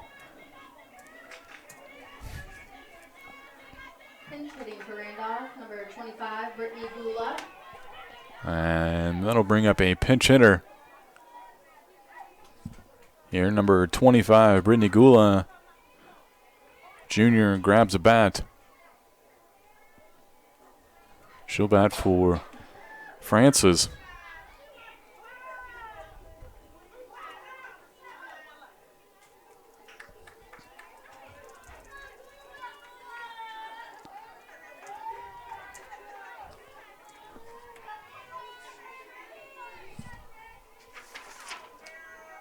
Gula is yet to hit this season.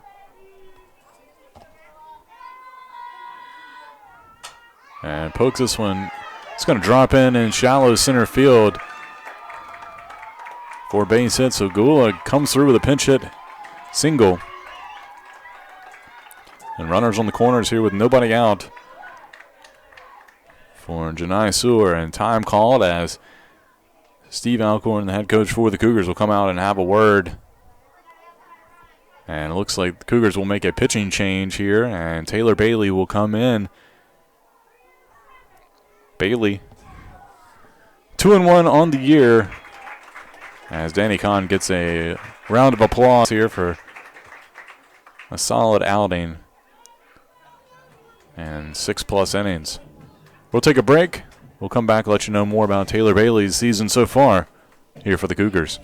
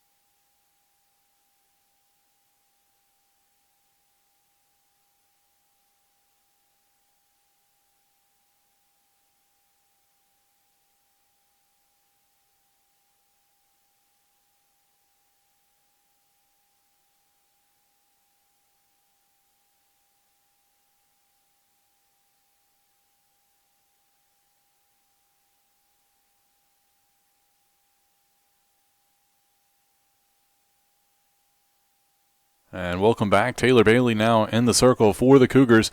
Bailey with a 2-1 record with 1 save and has pitched in 18 innings with a 0.39 earned run average. Time called here as Casey Koch will go out, make sure everybody's on the same page with the first and third situation.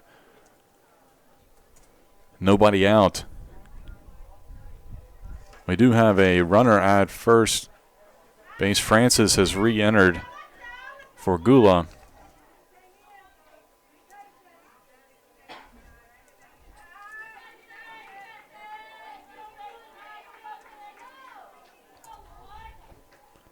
Pitch misses inside.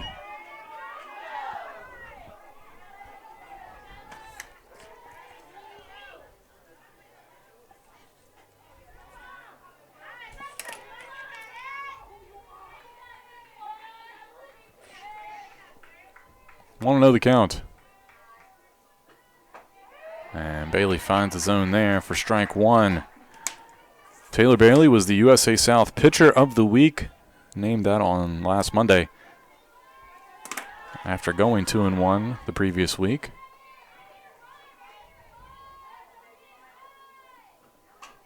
That one fouled off.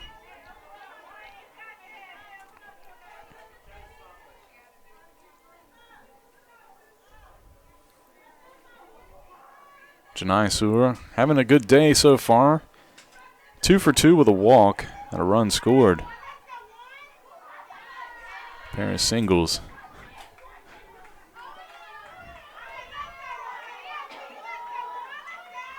Bailey looks in.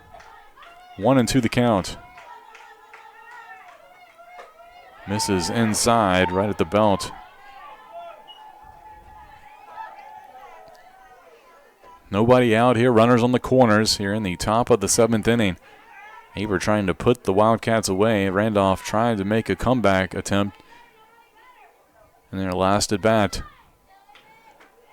And the pitch by Bailey just missed. Full count.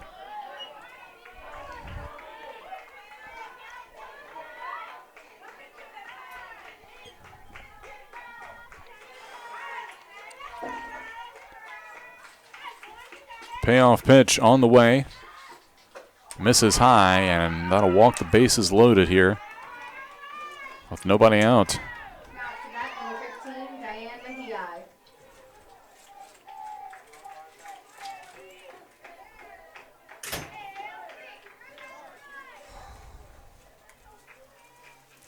So Diane Mahia will return to the lineup after being pinch run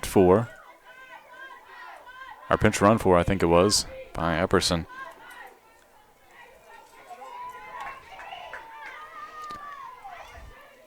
Mahia 1 for 3.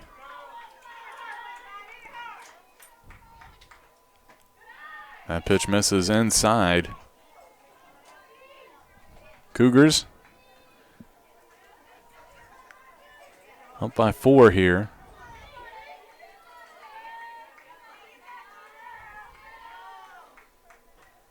And this ball hit out into shallow left field. Patterson fields it for out number 1. That'll bring up Baxley Lockhart. Baxley Lockhart.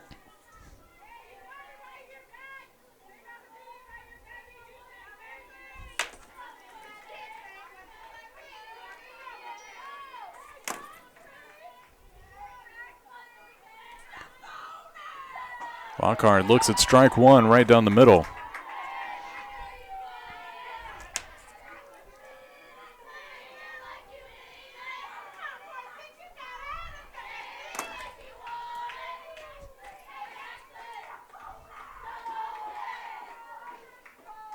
Oh, 1 count. Fouled off over toward the Averett dugout for strike 2.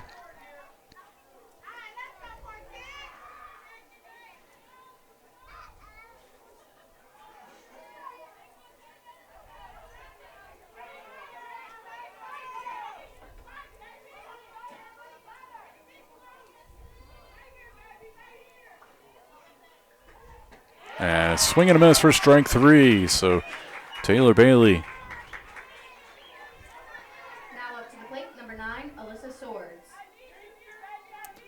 gets the second out there.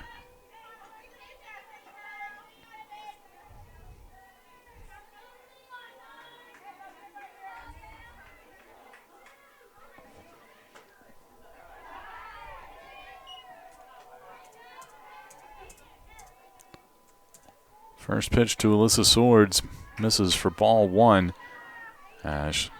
Randolph down to its last out here in the top of the 7th inning, down by 4. That pitch finds the inside corner, evens the count at 1-1.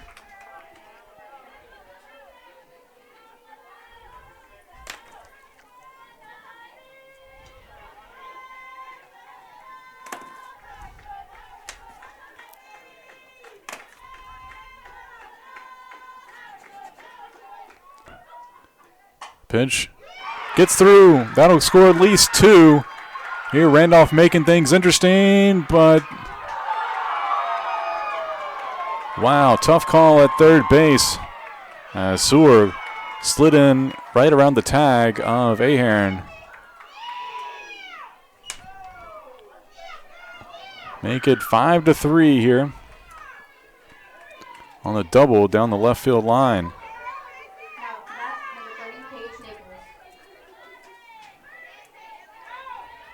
So getting interesting here. Tying run at second base for Naples.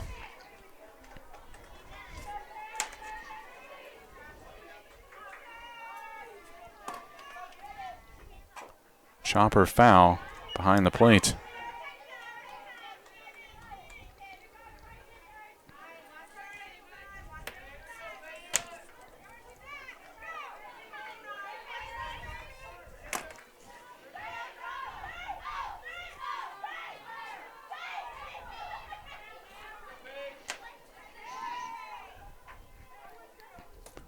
Oh, 1 pitch in there for strike 2. Now the Wildcats down to their last strike here with 2 outs. 0-2 the count. Tying runs aboard. In scoring position here for the Wildcats. Taylor Bailey trying to slam the door here for the Cougars. 0-2 pitch popped up. Bailey makes the catch, and that'll secure the win here for Averett. In game 1, the Cougars win 5-3 over Randolph. Danny Kahn gets the win in the circle for Averett. Proves to 1-0 on the season as the Cougars take care of business here in Game 1. We'll have Game 2 coming up here in about 30 minutes. We're going to take a break. We'll have Game 2 for you in just a little bit. Stay on this broadcast. We'll have Game 2 coming up on the same webcast you're watching.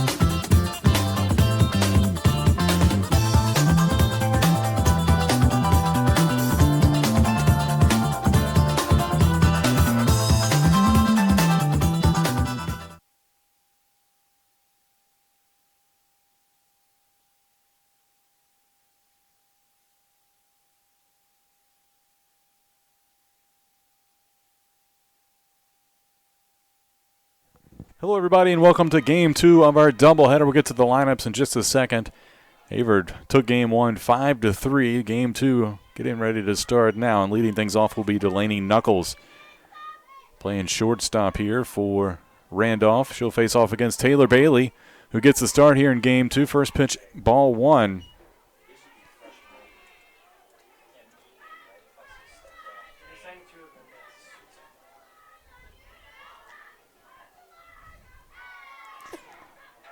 Bailey got the save in Game 1 and lost her grip on that one. Ball 2.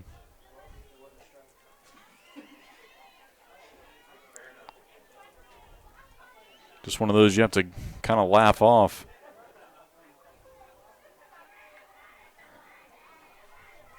So 2 balls, no strikes. Bailey will step back now. She'll step in for that pitch, misses low.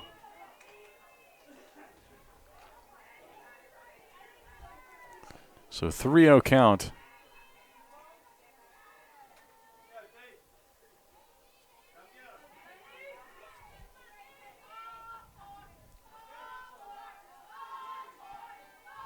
First pitch, or that pitch in there for a strike.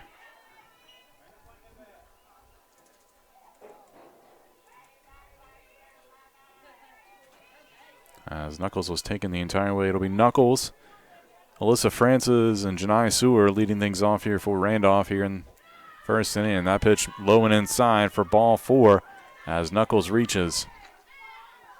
The center fielder, number 7, Alyssa Francis. So that'll bring up Alyssa Francis.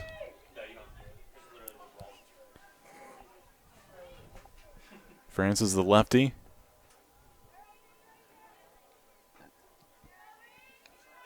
Had a pair of hits and a walk in Game 1. Or excuse me, had a hit and a walk in Game 1. Runner on the move. She shows bunt, fouls it off behind the plate. Knuckles taking off. Has some speed.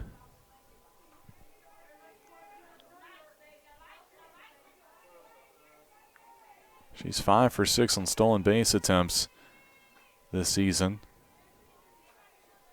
0-1 the count here to Francis.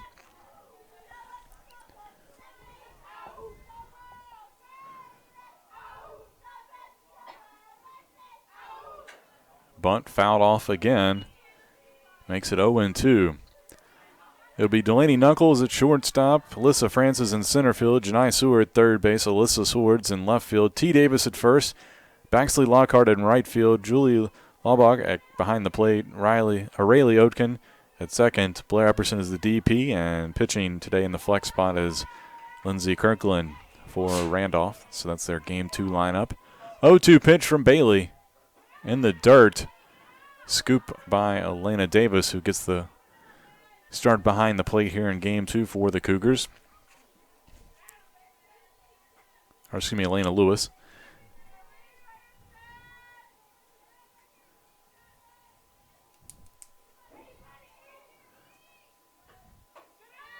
Pitch outside, 2-2 the count.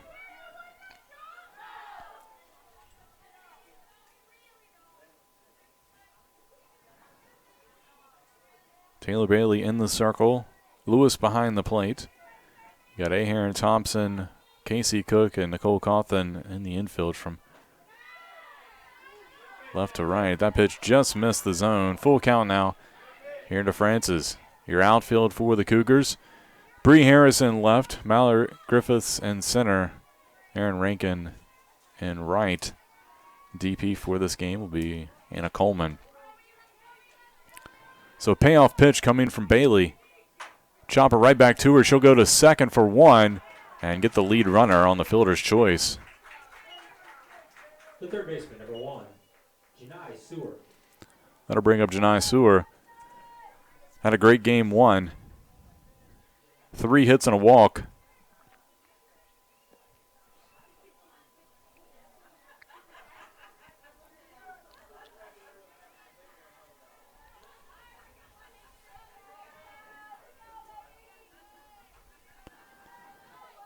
And that one's through the left side. for a single. So Seward's day continues to be solid. That'll move Francis up to second base. And Alyssa Swords will step in here with the 1 out and 2 aboard. Swords ended up 2 for 4 with a 2-run double in the last game. Pitch inside corner, strike 1.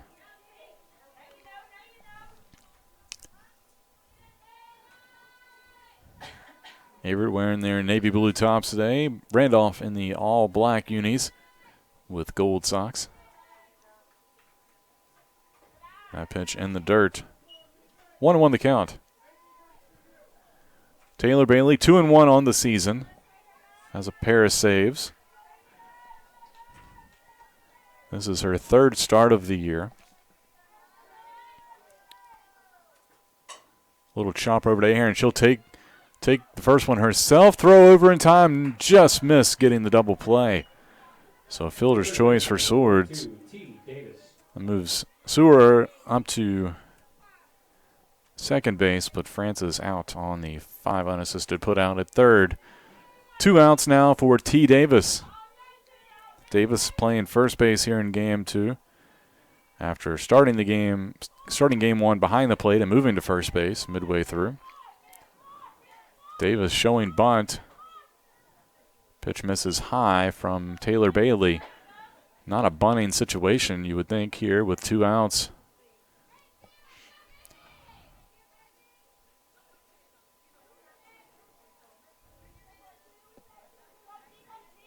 One 0 pitch. Misses inside. 2-0.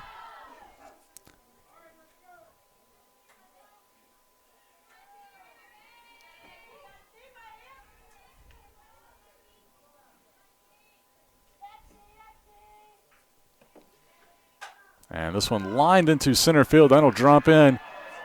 Going to be misplayed by Griffiths, so it'll be a hit and error. And that will allow the first run to score. The right fielder, number 46, Baxley Lockhart.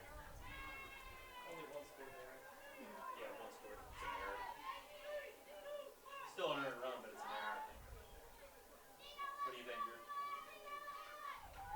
I think she would have scored on that, but the girl definitely would have gone to third.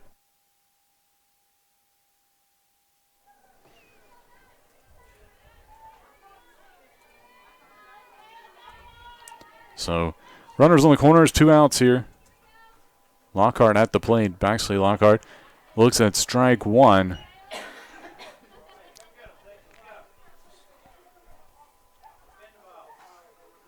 Randolph leads 1-0 here early on.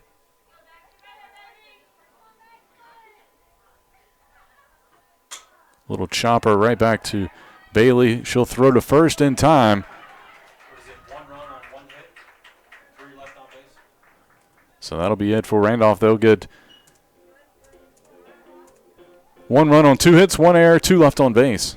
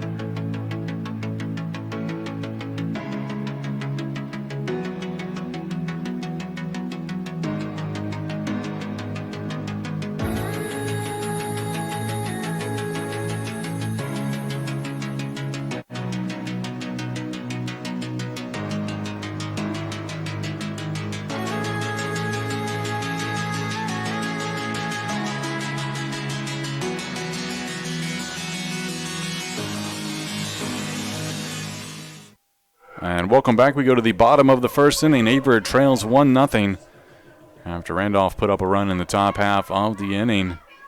It'll be Rankin, Ahern, and then Coleman for the Cougars here.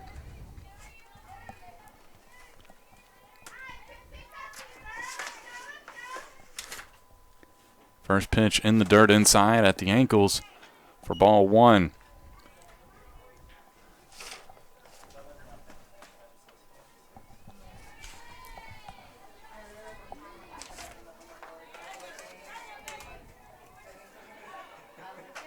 Rankin's pitch. Rankin fouls off that pitch over towards the third base side for strike 1. Rankin will lead it off. Then it's Ahern, Coleman, Thompson, Coughlin, Harris, Cook, Lewis, Bailey in the batting order for Averett.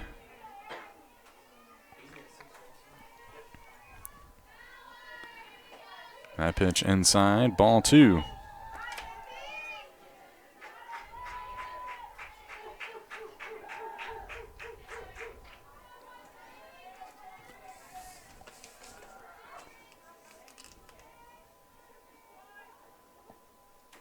Inside again, 3-1 now the count to Rankin.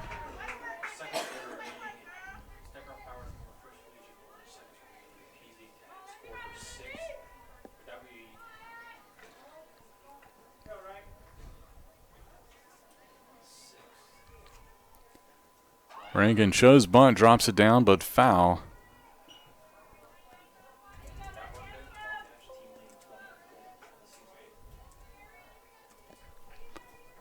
So full count now here to Aaron Rankin.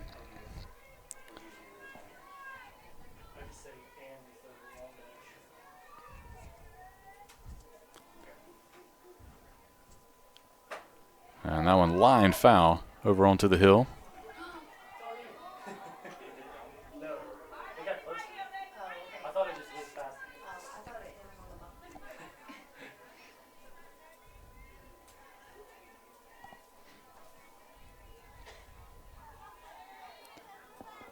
Full count again.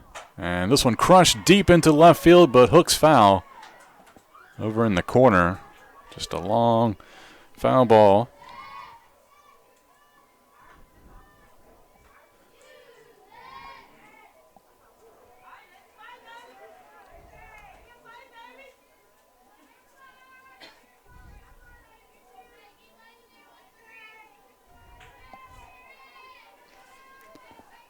And they'll do it again. Payoff pitch. This one hit out into left field and caught out there by Swords. Number 16, Caitlin Ahern.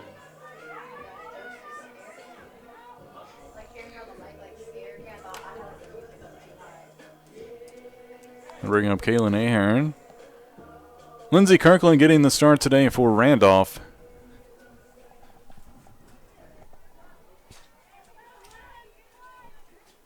First year pitcher, 0 for 2 this season, and this is her 6th appearance. First pitch misses for ball 1 to Ahern. Kirkland, her second start of the year, 6 total appearance. She's pitched 5 2/3 innings, has a 9.88 earned run average. Kirkland out of a Lynchburg native, out of Jefferson Forest. That pitch misses low for ball 2.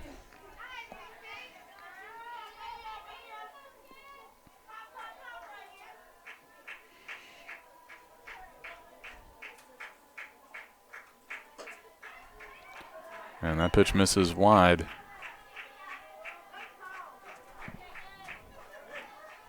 Julie Laubach tried to frame it, but did not get the call.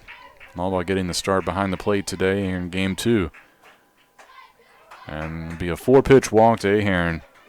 Puts her aboard here for Anna Coleman. The designated player, number 12, Anna Coleman.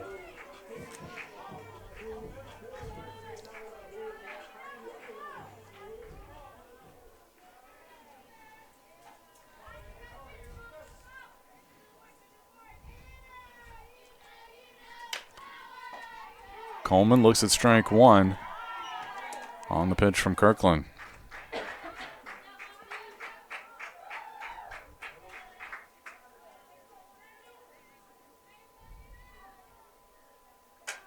Ball popped up over towards first base, but it'll get out of play.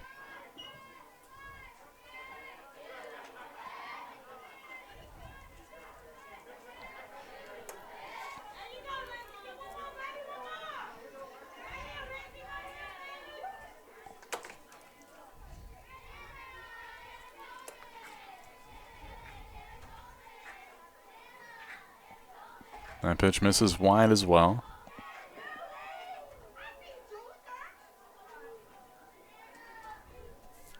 One and two the count.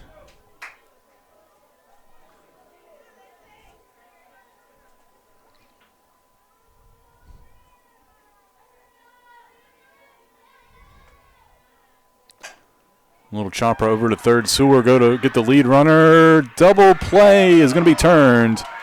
5-4-3. For the Cougars in the bottom of the first, giving no And that'll be it for Averett. No runs left on base.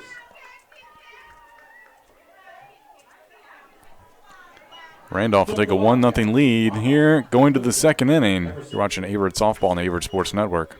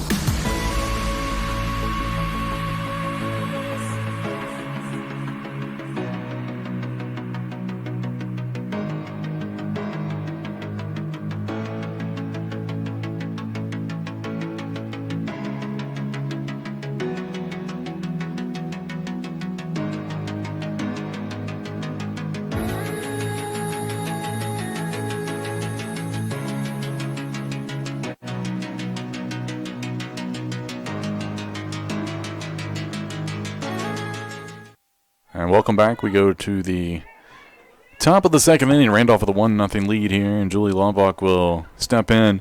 Her first action of the day at the plate. First pitch in there for strike one.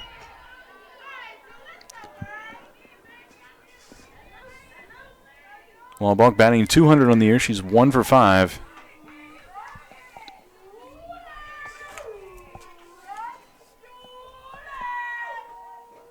That pitch in the dirt. Ball one.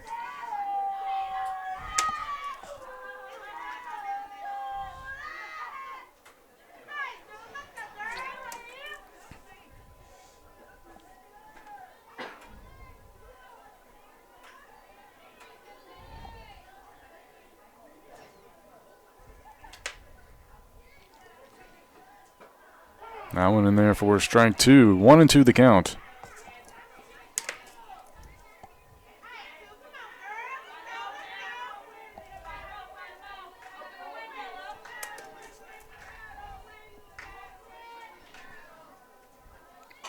Little chopper foul over to third base side.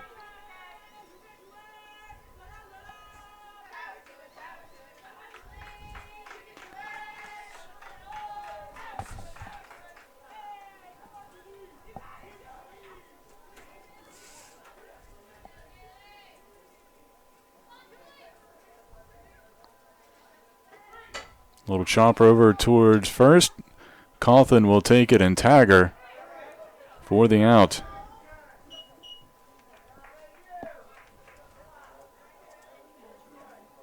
The second baseman. That'll bring up Rayleigh Oken. Rayleigh Oken.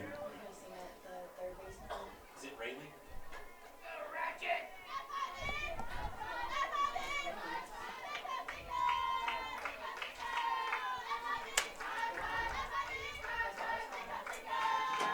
And Oken fouls the first pitch off.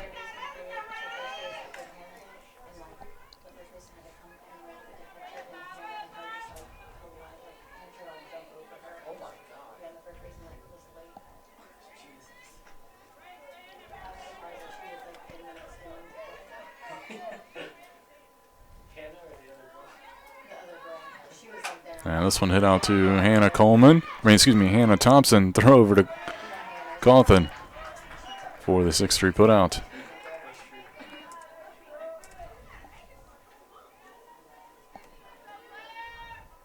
The designated player, number 21, Blair Epperson. That'll bring up Blair Epperson.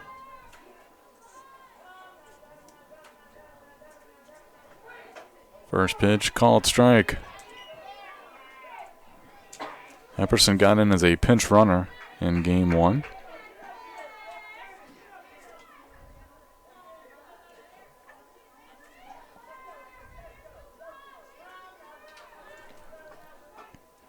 Called strike on the outside corner makes it 0-2.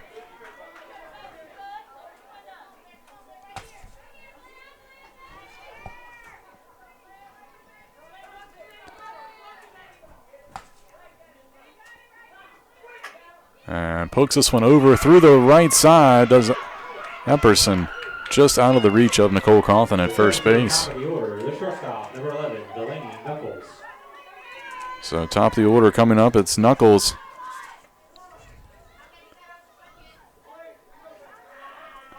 Knuckles reached on a walk and was erased on a fielder's choice.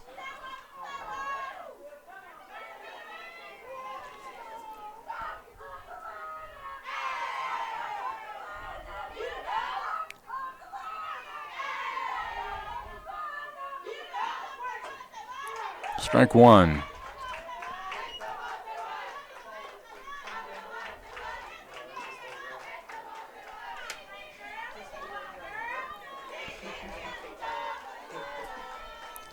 Oh, 1 the count. And chop foul in the box.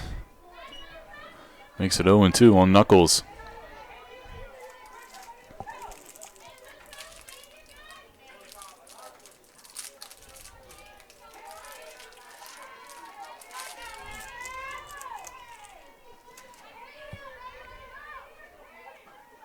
This one hit right back to Taylor Bailey. She'll make the play at first for the force out. And that'll be in here for the Wildcats in the top of the second inning. Still 1-0 Randolph here in game 2. I think being a student athlete impacts my overall experience a lot. Just gaining a brotherhood with my teammates, and then with all the other teams, a big connection throughout all of athletics, and makes it fun to walk around campus and see everyone you know, and everyone comes out and encourages you at games. So it makes it a really fun environment.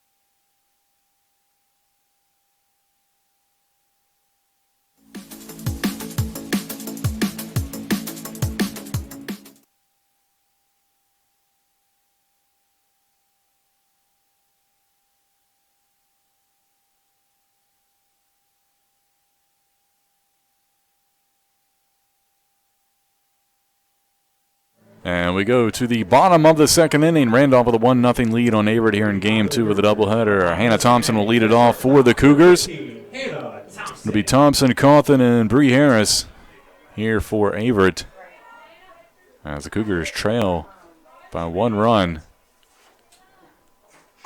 Thompson gets a hold way out in front on the changeup by Kirkland.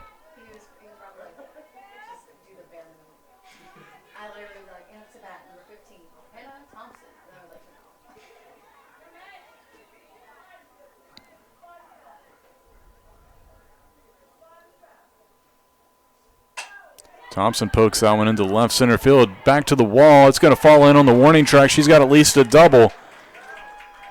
And she's going to try to make it 3. It's going to be close, but she's there for a triple to lead things off here for Averett. So Thompson finally breaks out here. Had a tough first game one, had one hit.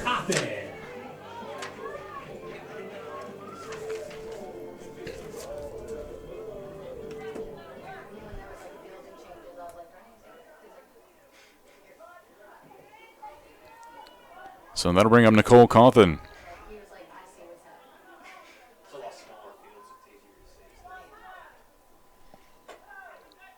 That pitch misses for ball one.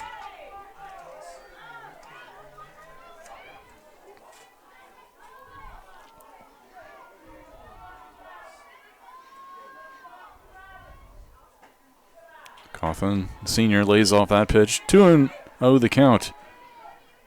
Averett trying to tie things up here in prime position with Hannah Thompson over at third base. Corners playing in a little bit for Randolph.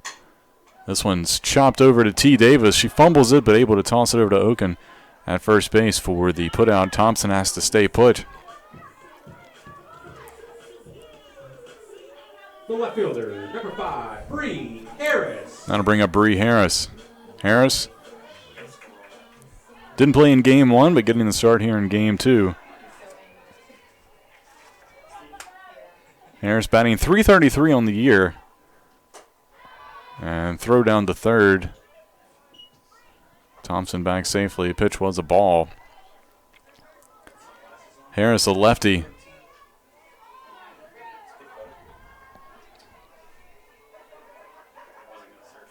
Lays off that one. 2-0 the count.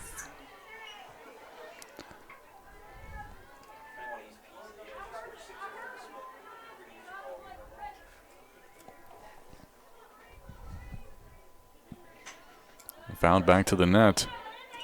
2-1 now here to Harris, the senior.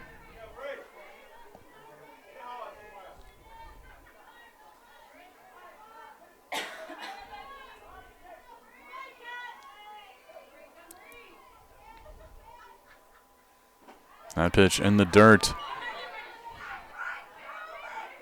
Wambach able to stop it. Couldn't find it, but it was right underneath her feet. 3-1 the count here to Harris. Casey Cook on deck.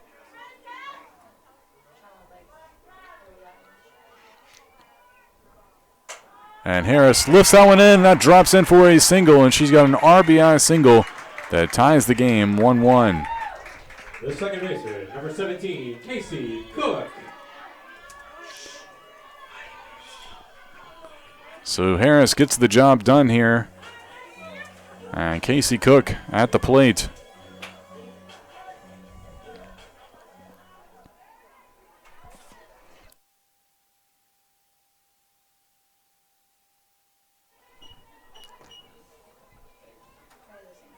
Cook. First pitch taken for ball, a little low.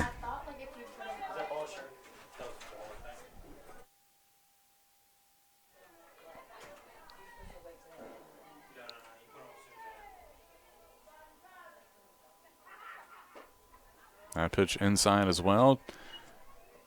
2-0 the count here to Cook.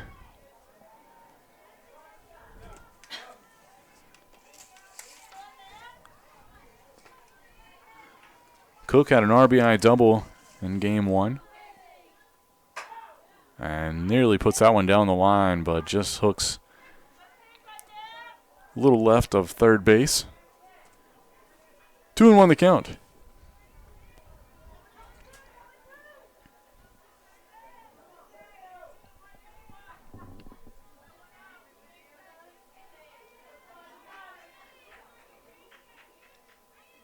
Cook hits this one over to Sewer at third. They'll go for the lead runner, and they will get Harris on the 5-4 fielder's choice. Number 18, Elena Lewis.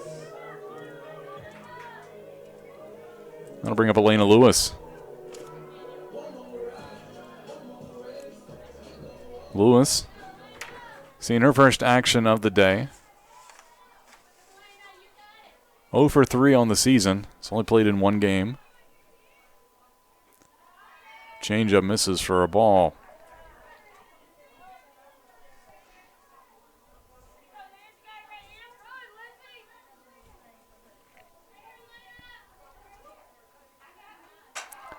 And Lewis hits this over to Seward at third. She ranges over and makes the play. Tough play, but a great play by the third baseman. The Cougars tie it up here 1-1 in the bottom of the second inning. We'll go to the third when we return.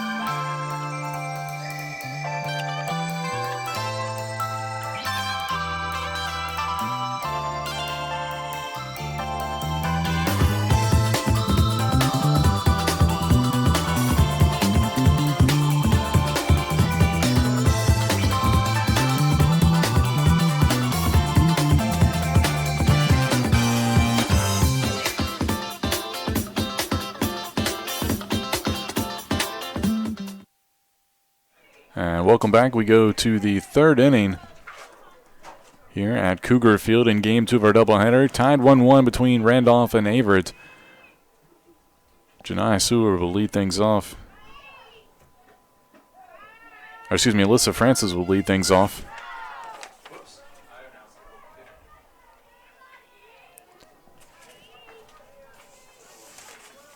First pitch, a ball.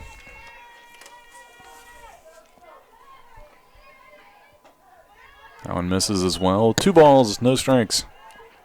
It'll be Francis, Seward, and Swords.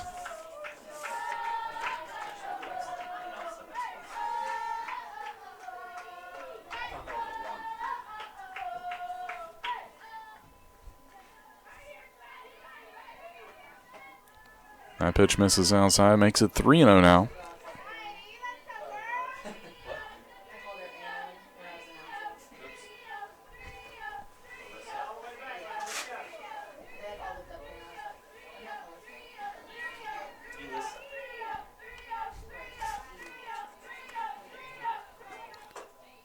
And that one across as Francis was taken the entire way.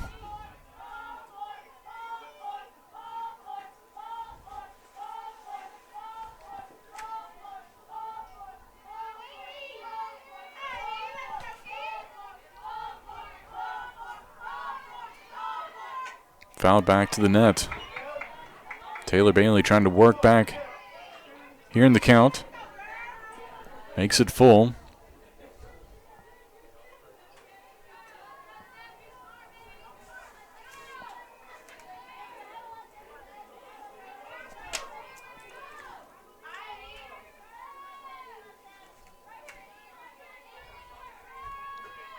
Chopper, and that one will get through up the middle for a base hit.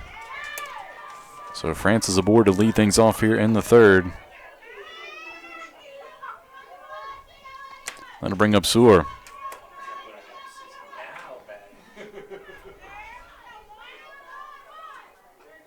Seward singled in her first at bat, came around to score.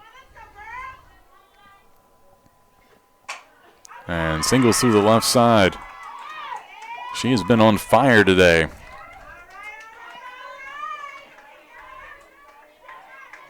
The left fielder, number 9, Alyssa Swords. So 2 aboard here for Swords.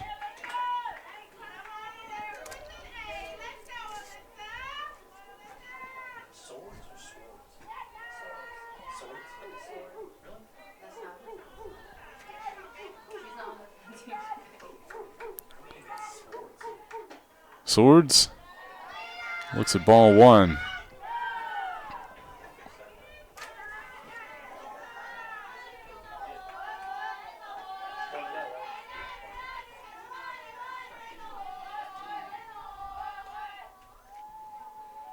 1-0 pitch. Just missed.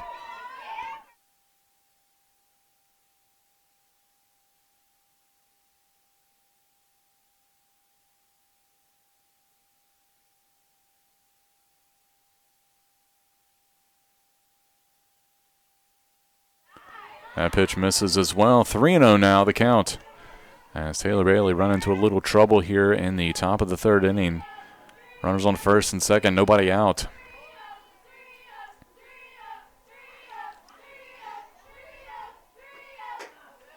And will be a 4-pitch walk to load the bases here. And Steve Alcorn, head coach of Averett, will make his way out to the circle. We'll see if there's any changes coming. Or are we just going to talk strategy here? All right, I want to make that announcement now.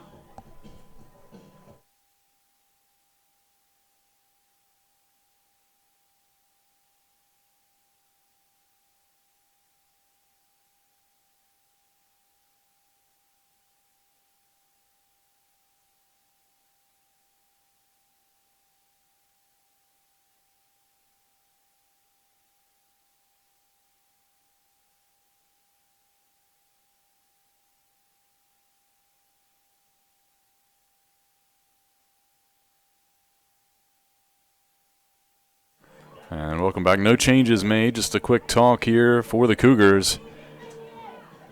Bases loaded here for T. Davis. Davis, prime opportunity to put her team back in front. She singled. And a fielding mishap led to the first run for Randolph. First pitch, a ball from Taylor Bailey.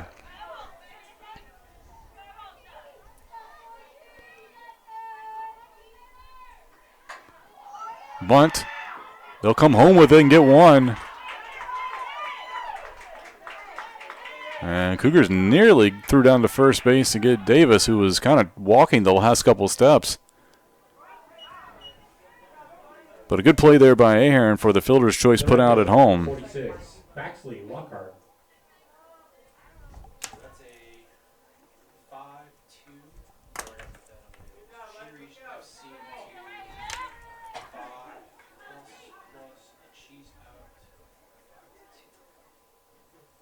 5-2. So one away, bases still loaded. And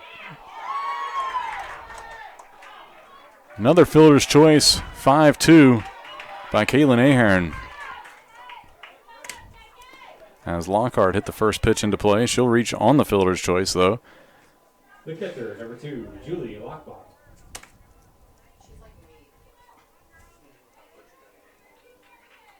FC 5 plus. So that'll bring up Laubach. Here, bases loaded. If the Cougars could get out of this without giving up a run, be pretty impressive. First pitch, swing and a miss, strike one.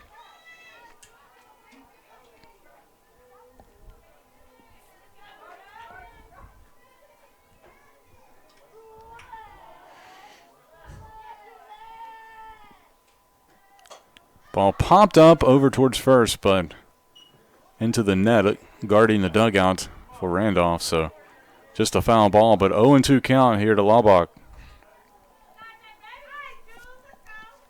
Grounded out 3 unassisted in her first at bat to lead off the second inning.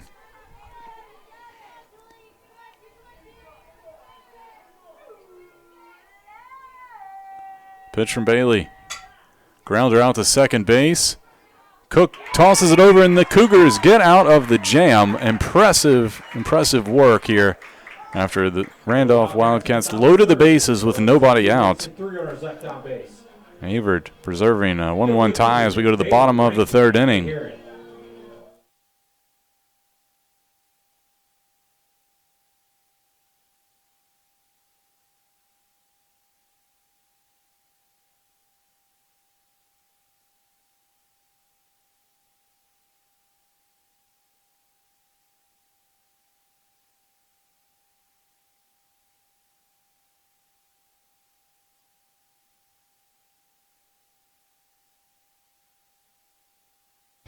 Being a student athlete at Averett University as well as a commuter, it has allowed me to meet so many more people and experience so many more things than I would have if I wouldn't have played softball here.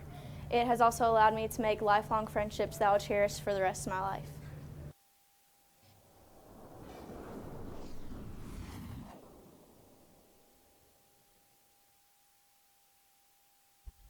Going back to school is not just for the kids. Averett University has degree programs for working adults who want to pursue their bachelor's or master's online or on campus. Visit gps.averett.edu for more information.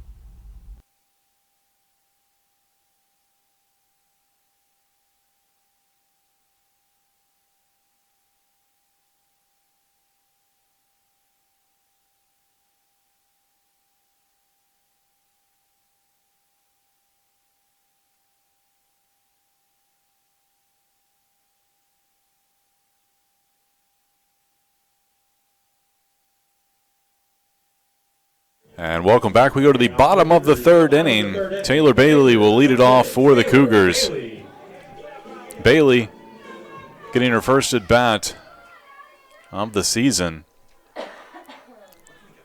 Normally pitching, so doesn't really have a bat, but she can make some noise at the plate. Don't let that fool you. She just doesn't get the opportunities with a pretty deep lineup, and she pokes this one deep to left field. That's going back off the wall, and Taylor Bailey is going to have a stand-up double to lead off the inning.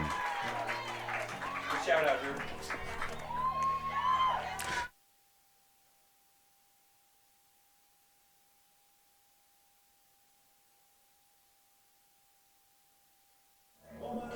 So leadoff double for Bailey will bring up Aaron Rankin, the top of the order, coming up here for the Cougars.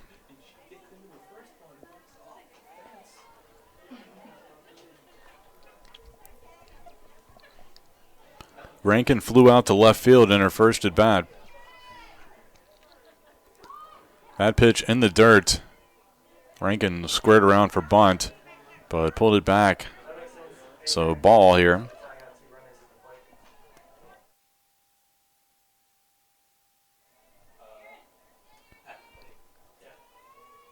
Rankin showing bunt again. She'll drop it down. 5-4 put out. And that will move the runner over on the sack bunt. Number 16, Caitlin Heron. So Rankin gets the job done with the bunt.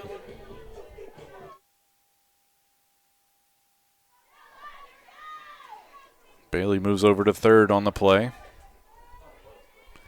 That'll bring up Ahearn, who has a chance to drive in a go-ahead run. And that pitch right down the middle on the changeup. Kirkland, nice off-speed pitch. Fooled Ahearn. She laid off of it. One out here, runner on third base. Heart of the lineup due up here for the Cougars. That pitch misses wide. Aaron walked back in her first at bat and was erased on a double play to end the first inning.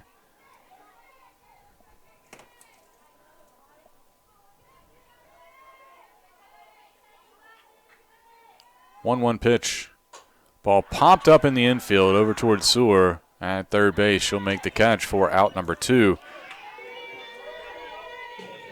The designated player, number 12, Anna Coleman. That'll bring up Anna Coleman as the Cougars trying to take advantage here. Hoping not to be like Randolph that loaded the base with nobody out and couldn't get a runner in the top half of this inning.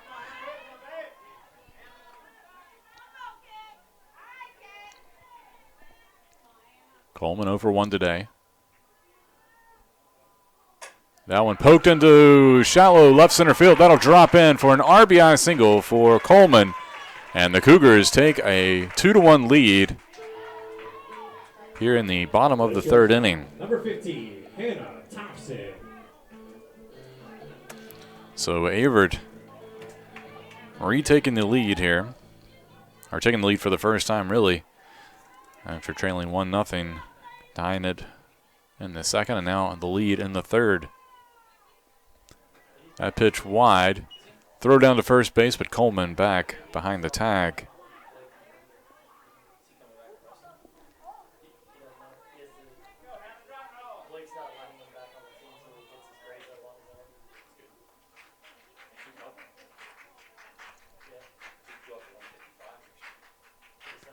That pitch in the dirt, gets away.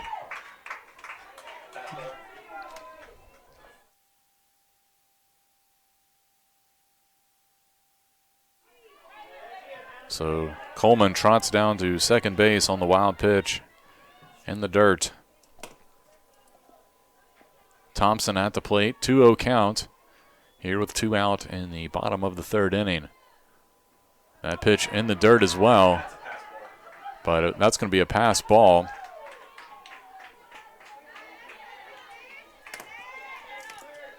Can't miss it.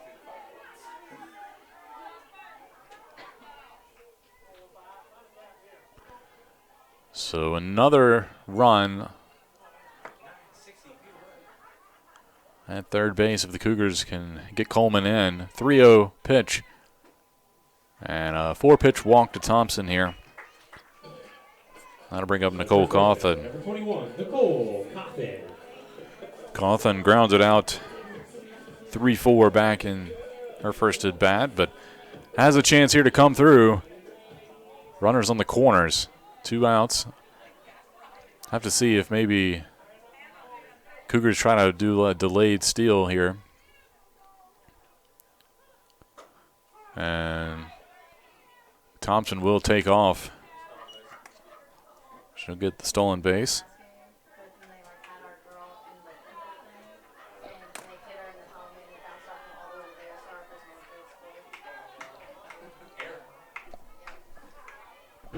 Oh, 1 pitch.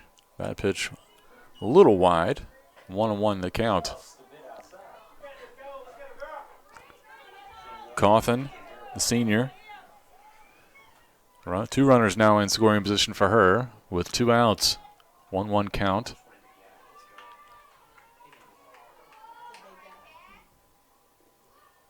That one outside.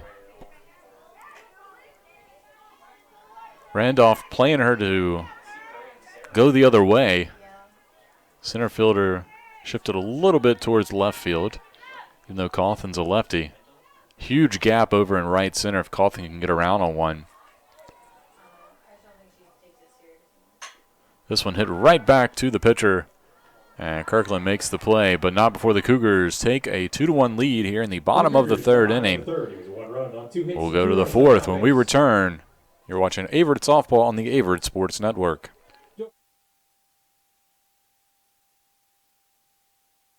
Being a student athlete at Averett University as well as a commuter, it has allowed me to meet so many more people and experience so many more things than I would have if I wouldn't have played softball here. It has also allowed me to make lifelong friendships that I'll cherish for the rest of my life.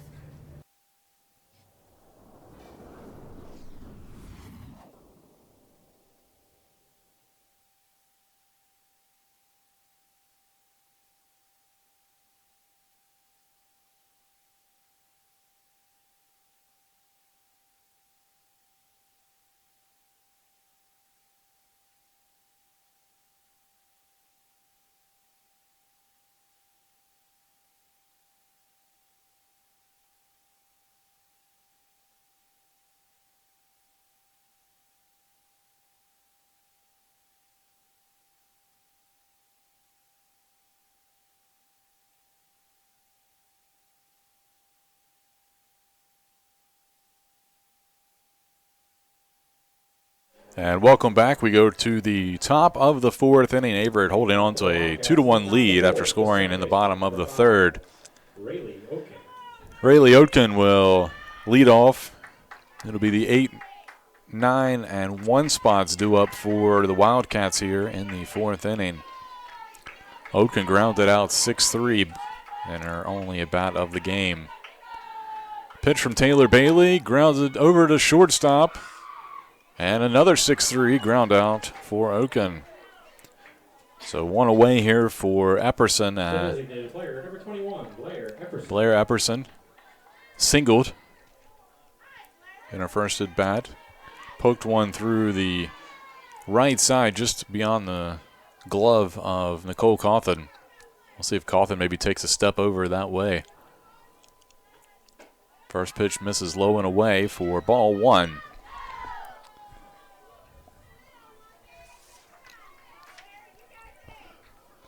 Epperson, out of Natalie, Virginia, went to William Campbell High School. She's a junior outfielder. And a swing and a miss. Evens the count at 1-1.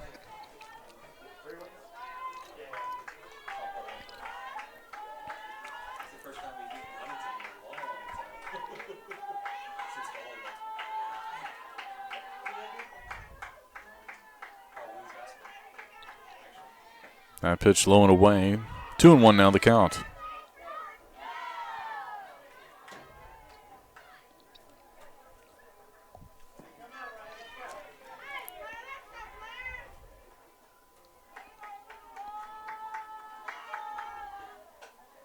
That one fouled off. Evens the count at 2-2.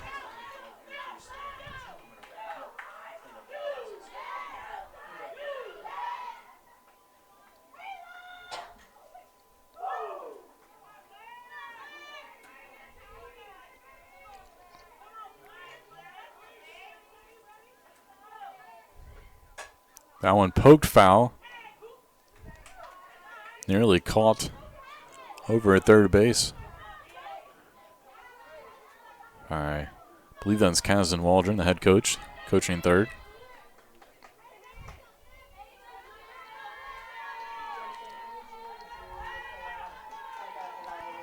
Two and two still, the count here with one out.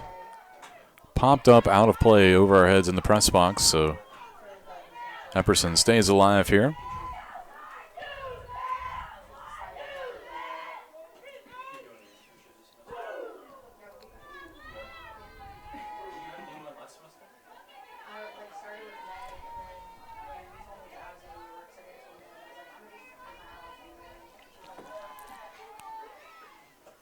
Two-two pitch misses low and away for ball three, so that'll run the count full here.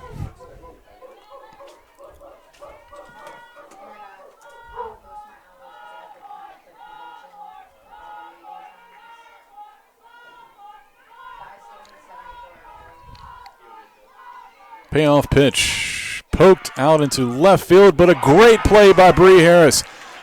She couldn't have been playing any better position-wise. Returning to the top of the order, the shortstop, number 11. Averett head coach Steve Alcorn shifted his defense just before that pitch, and Harris was right in position for it. It's almost like he knew it was coming. She was playing the line about 2 steps in from the infield dirt. Able to make that catch on a little slide for the second out. And Knuckles nearly beats out the grounder to shortstop, but it will be the third out, so Wildcats go down 1-2-3. Averett coming to the plate. It'll be Harris, Cook, and Lewis due up for Averett in the bottom of the fourth when we return. You're watching Averett Softball on the Averett Sports Network. Being a student athlete at Averett University as well as a commuter, it has allowed me to meet so many more people and experience so many more things than I would have if I wouldn't have played softball here. It has also allowed me to make lifelong friendships that I'll cherish for the rest of my life.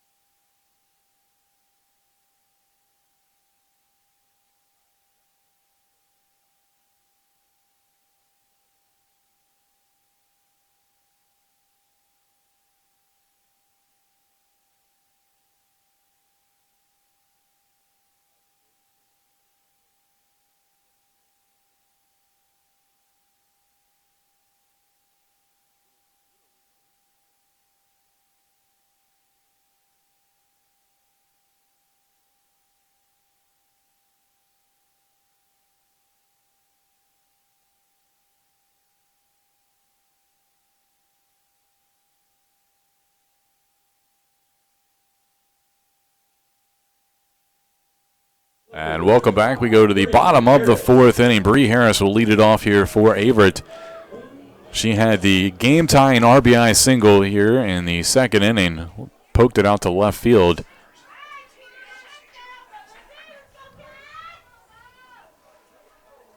Harris will lead it off here in the bottom of the fourth inning. Averett with a one-run lead. Harris lays off the pitch outside for ball one.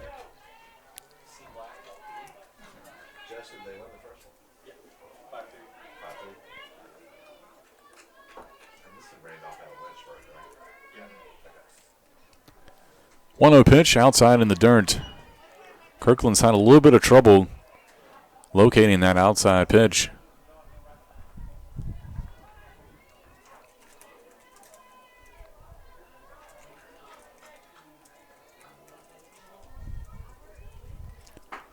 That one misses wide as well. 3-0 the count.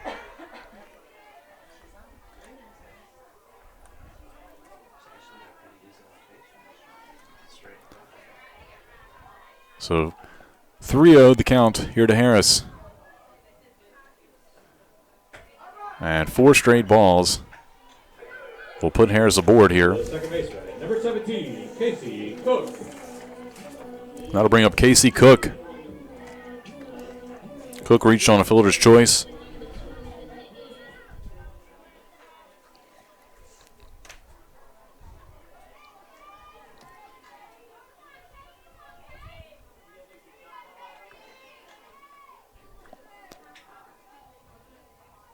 Cook showing bunt. She'll get it down, but rolls foul.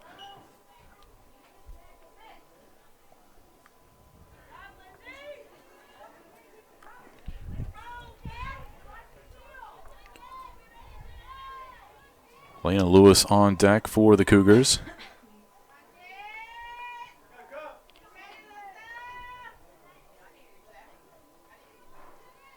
And a little chopper over to Seward at third. She'll go to second for the lead, but not in time. And a second straight fielder's choice for Cook.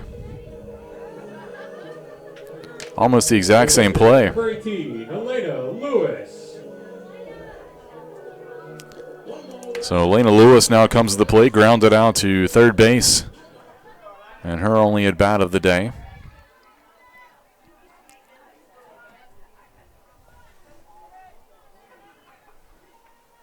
First pitch in the dirt for ball one. Lewis, a sophomore out of Wake Forest, North Carolina.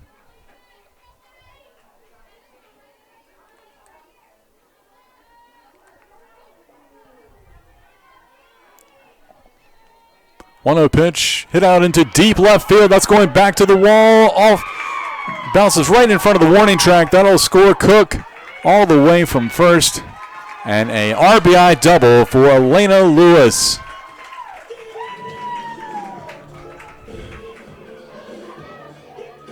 Her first hit of the season is a big one.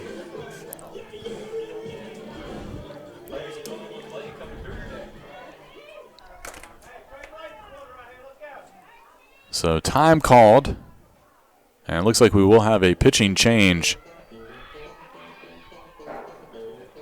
We'll take a break. We'll let you know who it is in just a moment.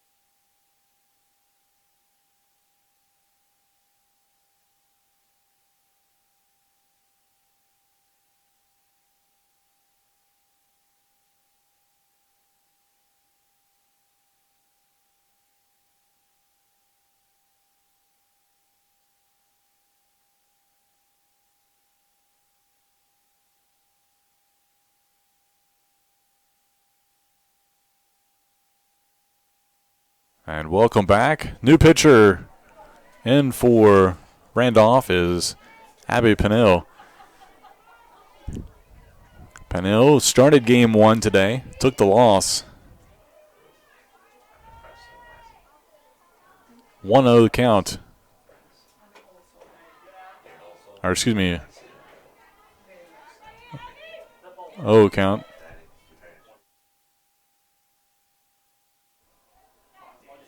So 1-0 is the count here to Taylor Bailey. Bailey had a leadoff double.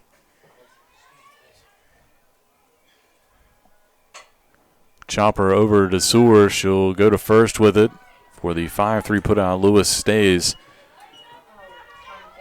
Returning to the top of the order. Numbering the top of the order coming up Rankin. with Aaron Rankin. Rankin flew out to left and had a sac bunt in the third.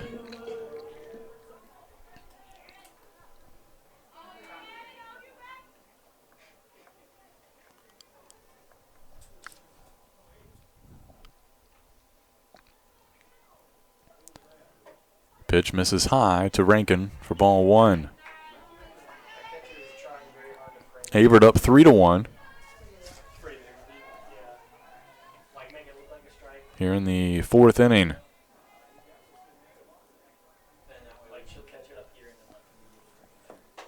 That pitch inside to Rankin, so 2 balls, no strikes here with 2 outs. Runner on second.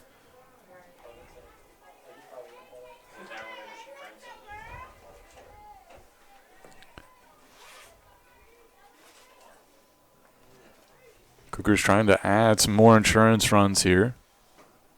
That pitch inside, so 3 balls, no strikes.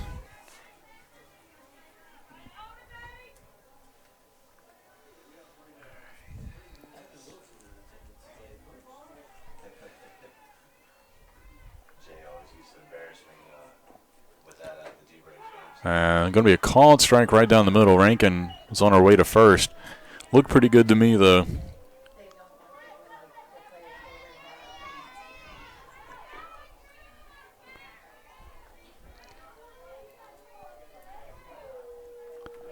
So 3-1 the count here with 2 outs.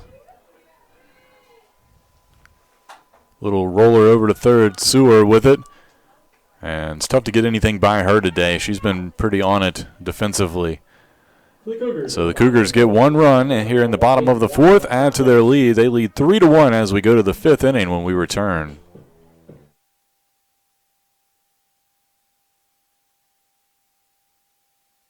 Being a student athlete at Averett University as well as a commuter, it has allowed me to meet so many more people and experience so many more things than I would have if I wouldn't have played softball here. It has also allowed me to make lifelong friendships that I'll cherish for the rest of my life.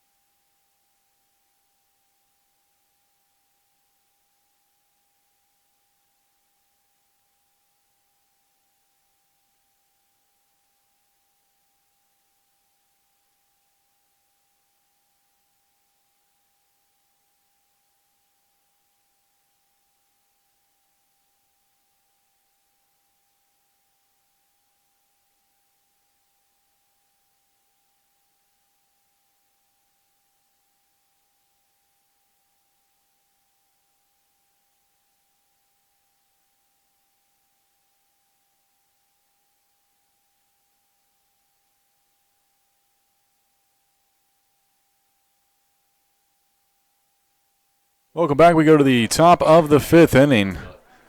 Here for Randolph, leading it off will be the number 2 hitter, Francis. Regional fielder choice and has singled so far today. That pitch misses low and away from Taylor Bailey.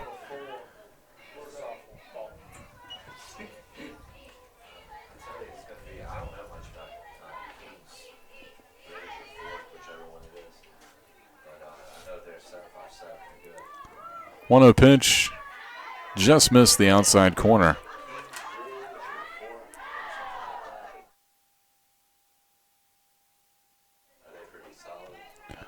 So 2-0 the count here to Francis. That pitch in there for strike one right at the belt.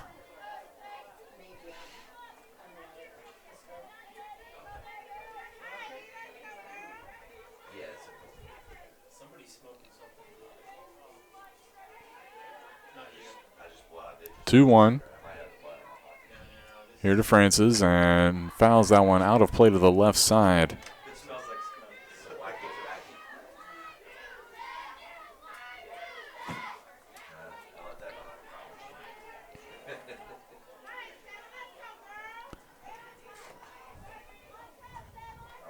Two and 2 the count here to Francis.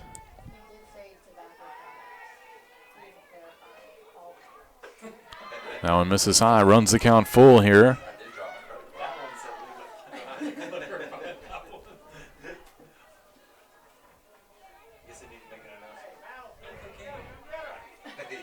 Averett playing Francis in at third and second base like they have all afternoon.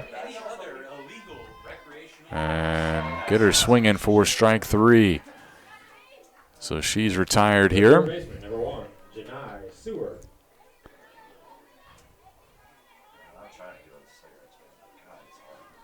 That's the first strikeout today by Taylor Bailey here in game 2. Giving up 5 hits, 1 run, and it's unearned here through 4 1/3 inning. So that'll bring up Sewer, who's been on fire today. Looks at strike 1, though. She's 2 for 2 here in game 2.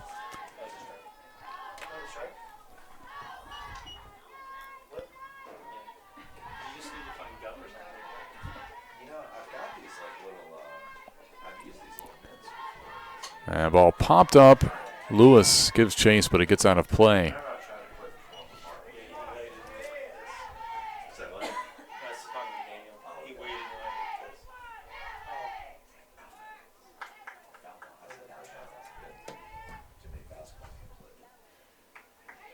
Oh, and 2 the count here to Sewer.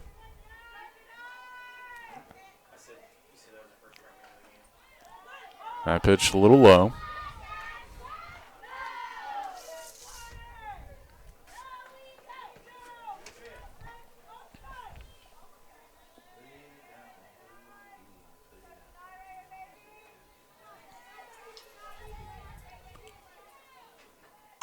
Ball hit out to short. Thompson fields it on 2 hops, throws over, and Sewer, for the first time today, doesn't reach safely.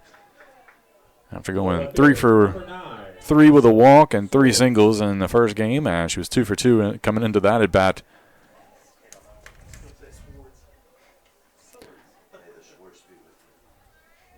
So 2 away here for Swords. Reached on a fielder's choice and later walked in her next at bat. Strike 1 the call.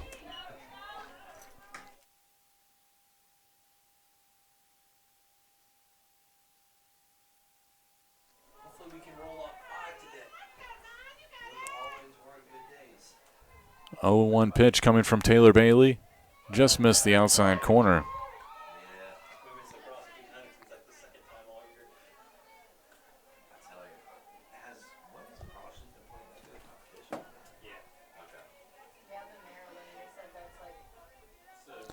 1-1 pitch on the way to Swords. Hit up the middle and bobbled by Thompson. That'll be an error on Averett. So a 2-out runner here for T. Davis, who comes to the plate with a single and reach on a fielder's choice back in the 3rd inning. So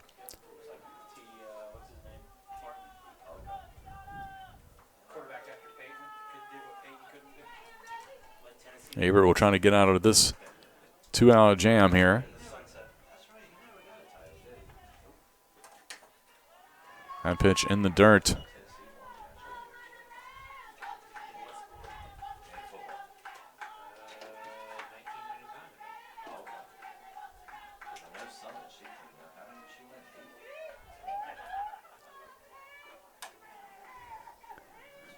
That pitch low and inside, ball 2.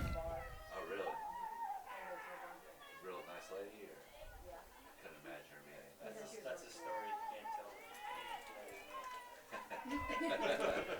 2-0 the count here. 2 outs. Runner on first for Randolph. Wildcats trail. That one's poked into right field for a hit. Runner will move over to third. So runners on the corners here with 2 outs. The right fielder, number 46. So Randolph threatening here in the top of the 5th inning. Runners on the corners. Randolph down by 2. And after the single by Davis, that'll bring up Baxley Lockhart.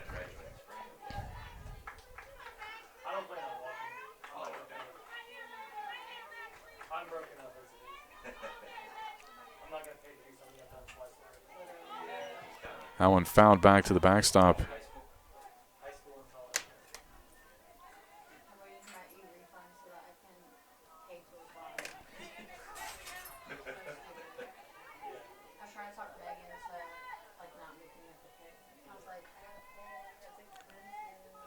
Oh, 0-1 count.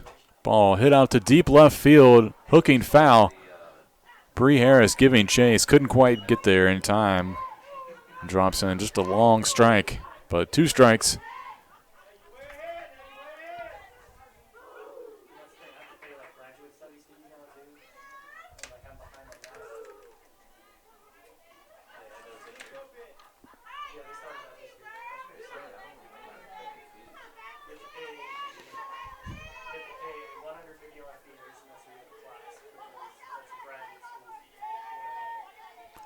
Oh, 2 the count.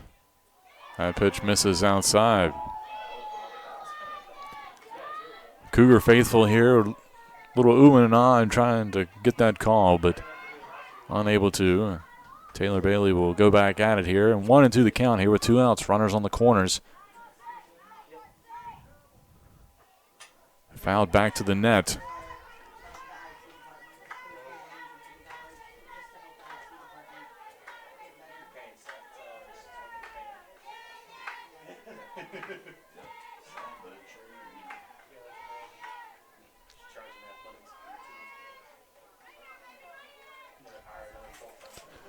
One, two, still the count. Ball popped out of play again as Lockhart able to stay alive here. Randolph trying to make some noise.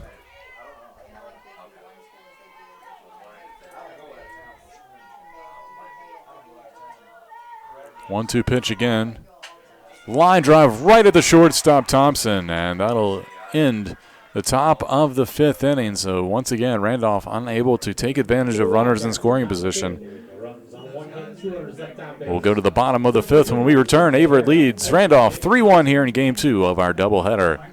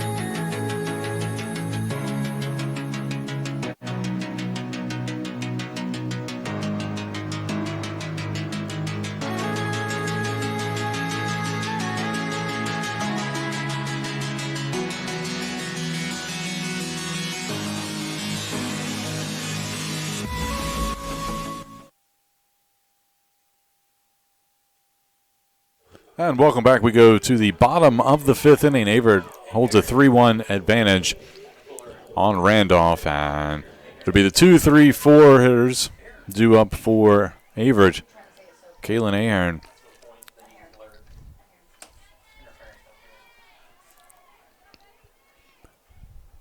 First pitch hit out into left center field, but right there at the left fielder, Swords, who was positioned toward the gap. Number 12, Anna Coleman. So one away for Anna Coleman, who came through with an RBI single back in the 3rd inning.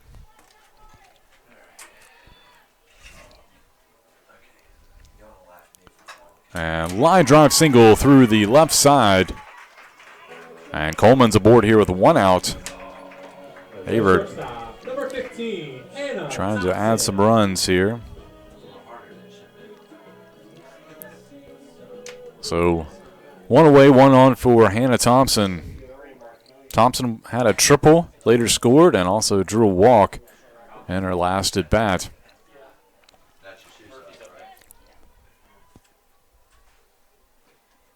That pitch in the dirt. Ball 1. Thompson had the triple to the wall back in the 2nd inning. Pokes this one down the right field line, but hooks foul.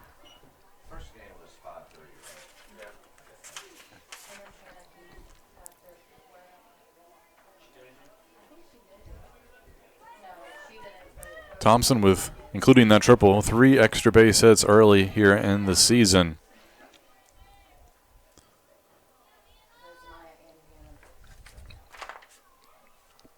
One count here to Thompson.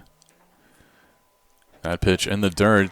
Coleman reads it. She'll take off, and she's in there safely with a stolen base.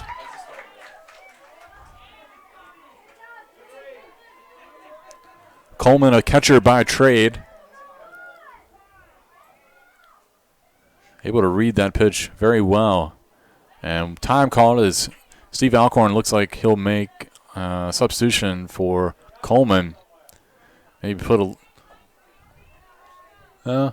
thought he was going to maybe switch up, put a pinch runner in for Coleman. Maybe add a little extra speed, add chance of a run here. But keeps it as it is here with a 2-1 count. Crushed to deep left field. Thompson hits it to the warning track, drops in just to the fence, and an RBI double for Hannah Thompson. Ball hung up there just a little bit and came down right on the warning track at the base of the wall in left field. And Thompson having a little bit of a coming out party here with a double to give the Cougars a 4-1 lead. We're going to have a pinch hitter, looks like. For Carlton, I believe that's Bree Harris who's grabbed a bat. Have not seen Bree today. One of the few Cougars who hasn't seen some action. Senior Bree Murphy out of Kernersville, North Carolina.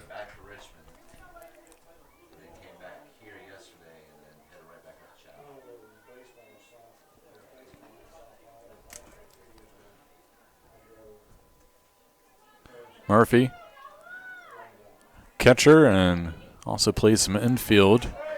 Getting the bat here. 0 for 1 on the season. That pitch misses wide. Murphy does have some pop, though.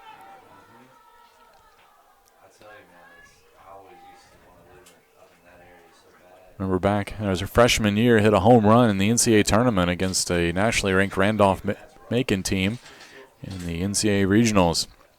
1-0 count. Misses as well. 2-0 now.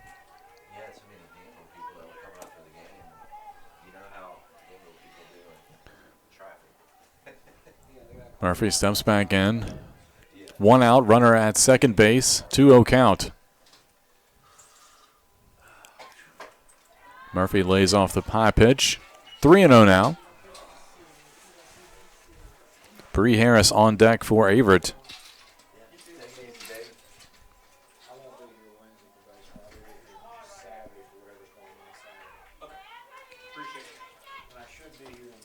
And Murphy takes called strike. She was taken all the way.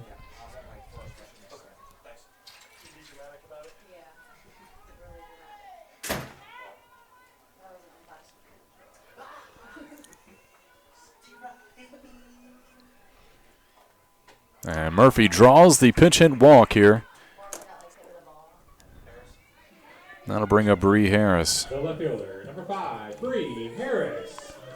Harris had an RBI single back in the second inning to tie the game up and walked in her last at bat. So she's 1 for 1 today with a run batted in. Has runners on first and second with 1 out here. First pitch, a called strike on the outside corner. Harris gives the nod and agrees after laying off that one.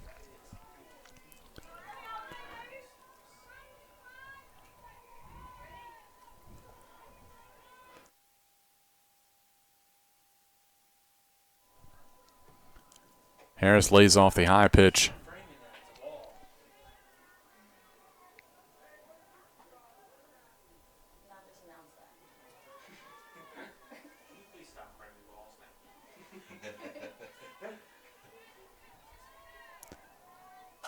And Harris gets a hold of that one, pokes it foul over to the left side. She's in a 1-2 hole here with 1 out.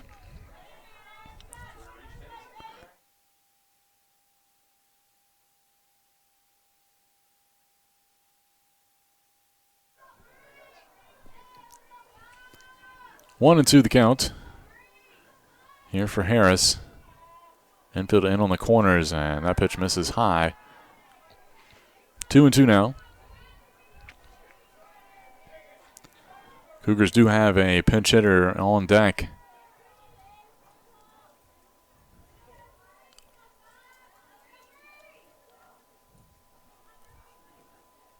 And Harris goes down swinging for out number 2. So coming up will be the freshman Destiny Holland, who's grabbed a bat. Freshman out of Portsmouth, Virginia. Holland on the season, batting .333. She's 1 for 3. Played in one of the Brevard games.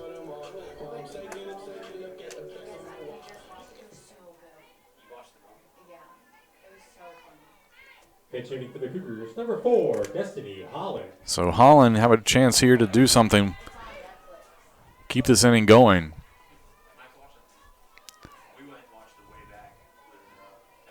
2 outs, runners on first and second. Holland hits this down the line in right field, but will hook foul.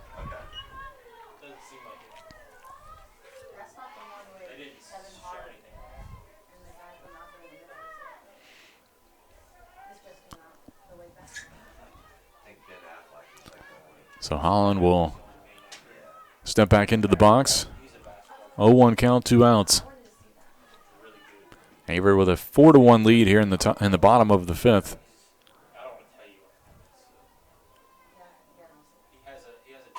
And this one hit off a handle, foul over towards Sewer, and she'll make the catch for the last out.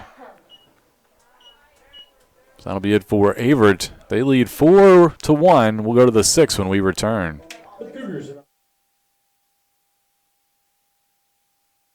I think being a student athlete impacts my overall experience a lot. Just gaining a brotherhood with my teammates, and then with all the other teams, a big connection throughout all of athletics, and makes it fun to walk around campus and see everyone you know, and everyone comes out and encourages you at games. So it makes it a really fun environment.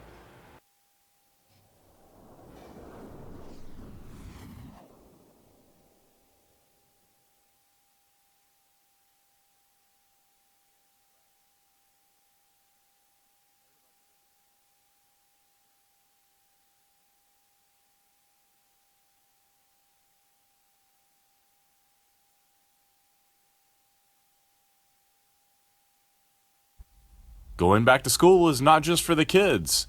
Averett University has degree programs for working adults who want to pursue their bachelor's or master's online or on campus. Visit gps.averett.edu for more information.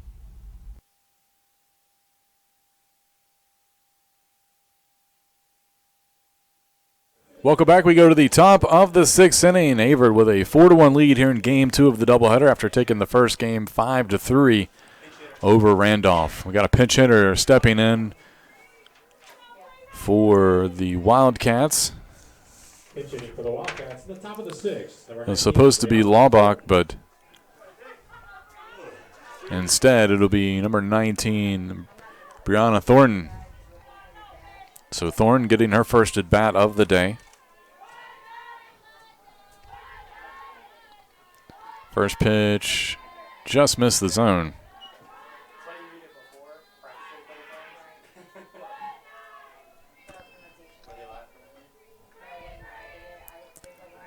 Averett trying to finish off Randolph here, but still anybody's game with 2 innings to go. That one just actually a late called strike by the home plate umpire.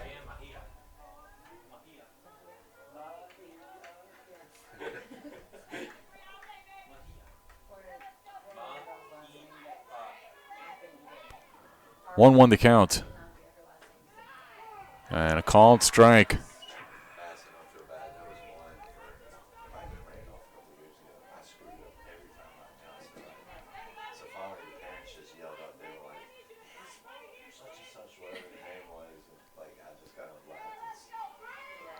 One-two count. Change up fouled off by Thornton. Thornton, a freshman out of Richmond, Virginia. Facing off against Taylor Bailey, the senior.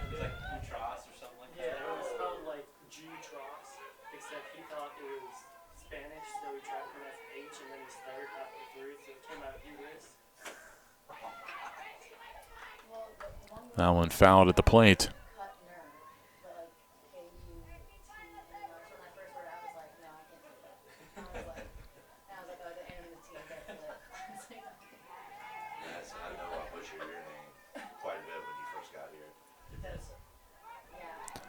One-two, breaking ball.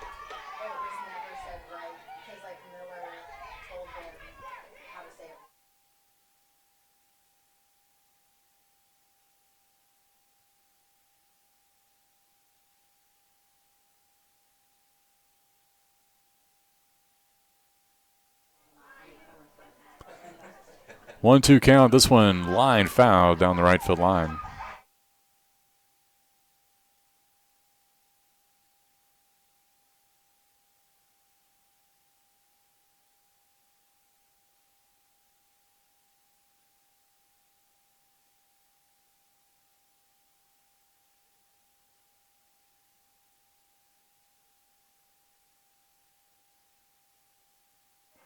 One and two count here again to Thornton, who's followed off a couple pitches. A little floating line drive right to Thompson for the first out.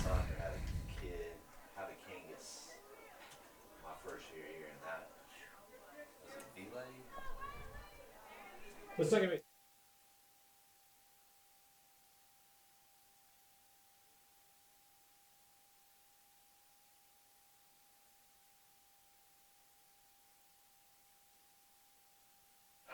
First pitch popped up by Oken over to Thompson, who nearly tripped on the bag.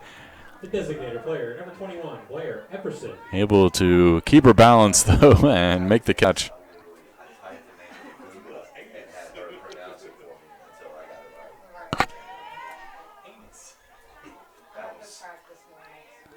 And the infield coming in here for Epperson. And a swing and miss for strike one on Epperson, a slap hitter.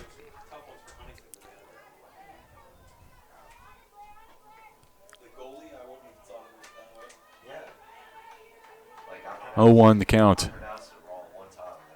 And a little slap over to Thompson. Fields it on the hop and throws to first in time for the 6-3 And that'll be it for Randolph here in the 6th inning. We'll go to the bottom of the 6th when we return. Averett with a 3-run lead.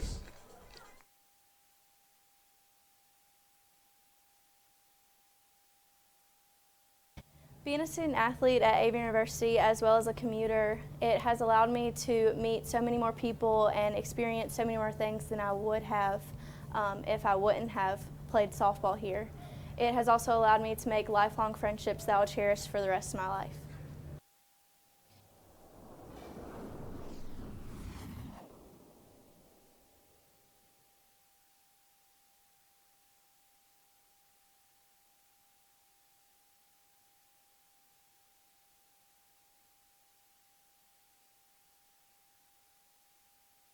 Being a senior here has definitely led me to a lot of opportunities. The faculty and staff has definitely helped me, and they became my family as everyone else here, and I think that I'm ready to graduate.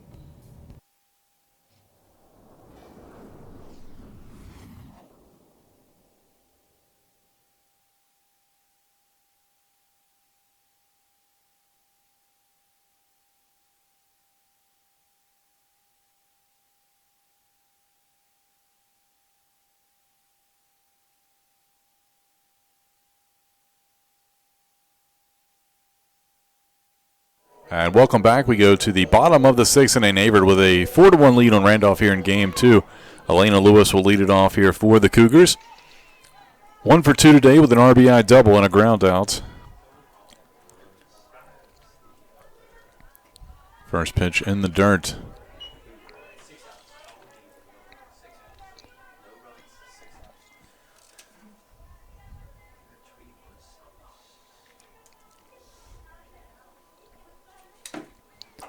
Pitch misses high.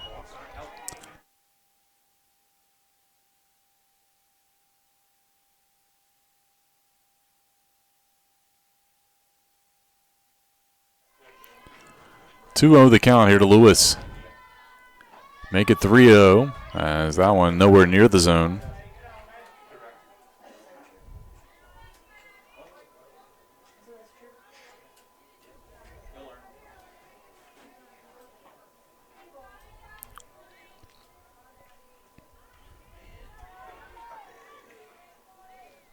And Lewis taking the entire way will draw the walk here to lead things off.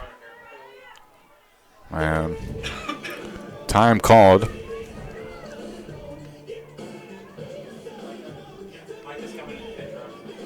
And Micah Patterson will come in to pinch run for the Cougars here for Lewis.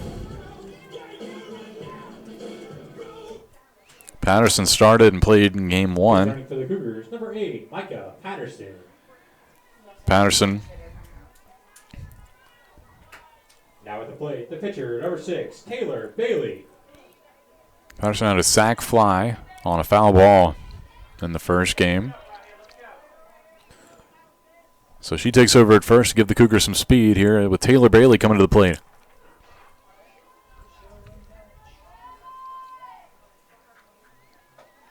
Bailey led off the 3rd inning with a double. Also grounded out in her last at bat. Looks at strike 1.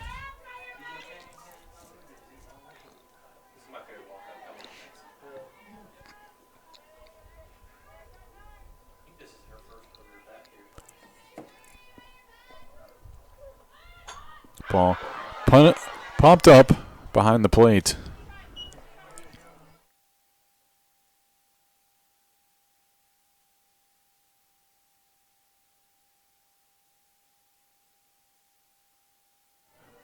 Oh, to the count here to Bailey.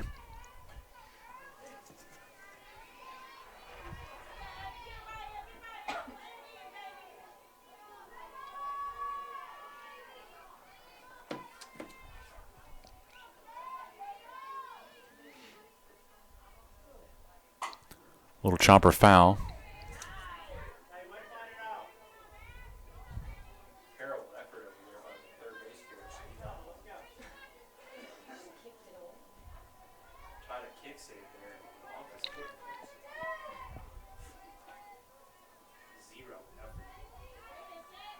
He says if they win the next 8 games, he's going to wear fake eyelashes.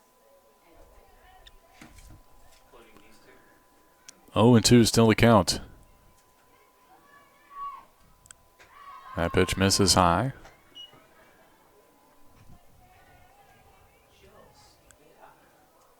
Bailey batting .500 on the year. Of course, only 2 at-bats, both in this game.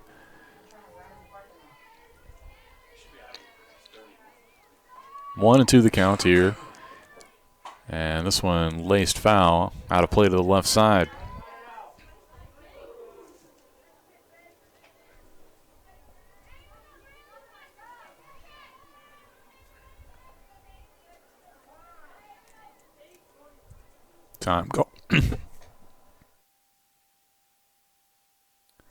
Time called here as they changed out the balls.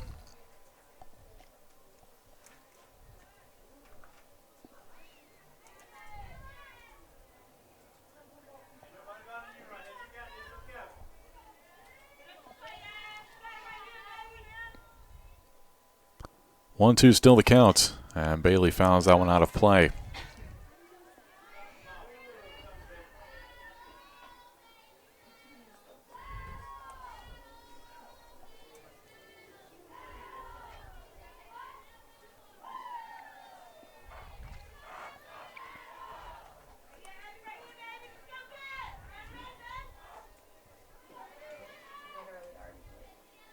Still 1-2 the count to Bailey.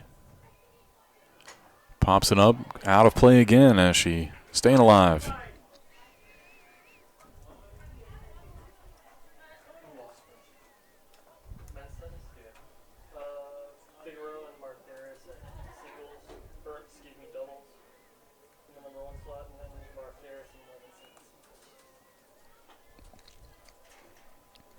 Taylor Bailey, senior out of Stem, North Carolina. Trying to help her own cause here.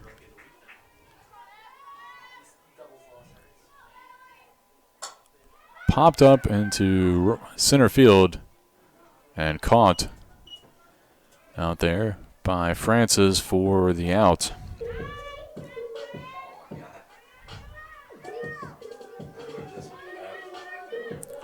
And a pinch hitter here for the Cougars. Avery Baumgartner will come in.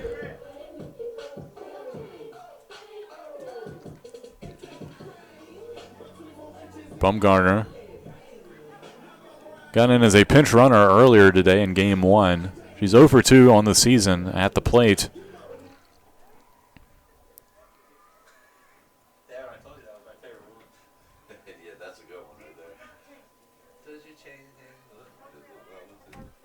I wouldn't be surprised if she goes into right field.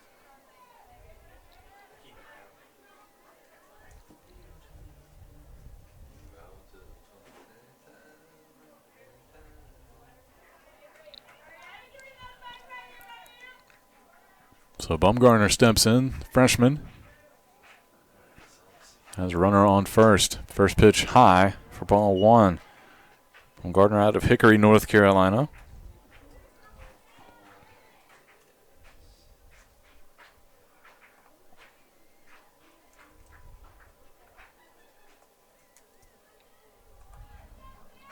That pitch misses outside.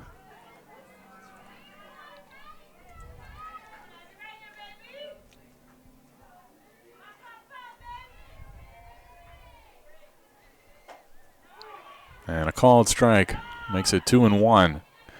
Averett still with only 1 out.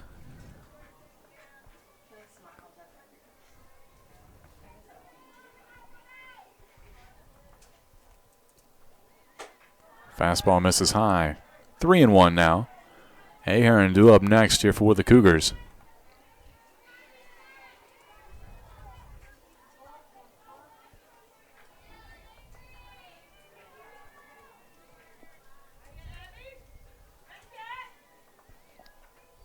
Now he misses, so Baumgartner draws the pinch hit walk here. The third baseman, number 16, Caitlin. That'll bring up Caitlin Ahearn.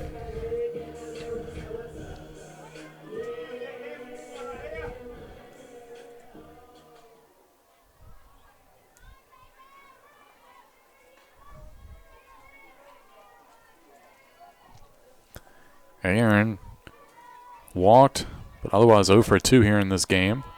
Lays off the pitch outside. 1-0 the count here with 1 out. Runners on first and second.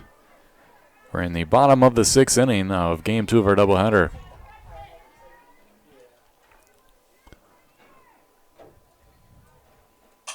Little chopper right back to the pitcher.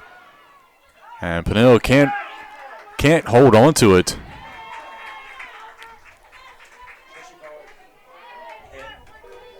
Tough play for Peniel to even get over there, so it's going to go as a hit. Bases loaded here.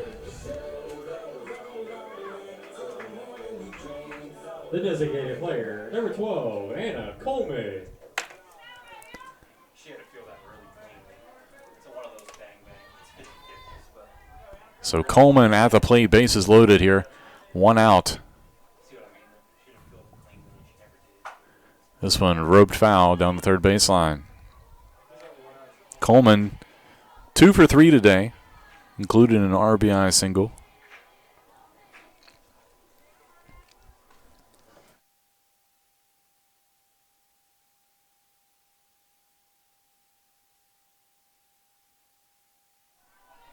Oh, 1 count here to Coleman, sophomore. Infield in, trying to maybe save a run at home. That pitch gets away from the catcher, Laubach, but able to corral it enough to keep the runners from advancing. 1-1 the count.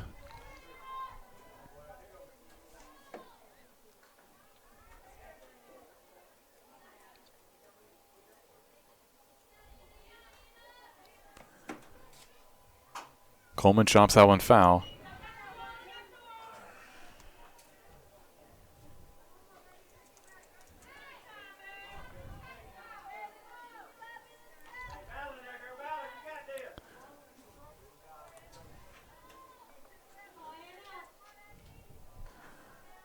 Coleman steps back in, 1-2 count here with 1 out. That pitch wild, and that will score another run as the pinch runner Patterson comes home and makes it 5-1.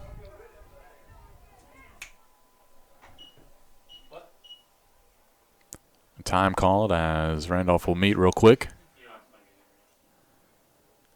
2-2 the count here to Coleman. Runners now at second and third after the wild pitch.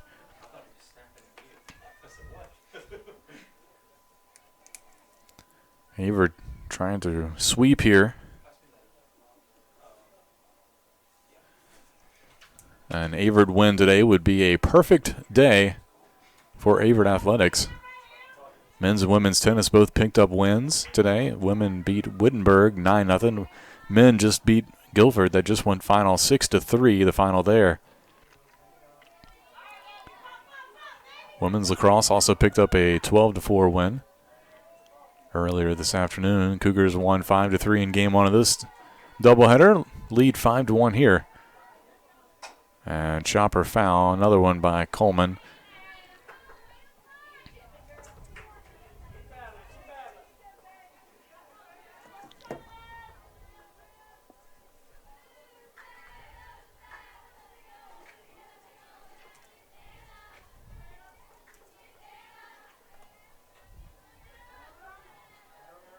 Time called at the plate.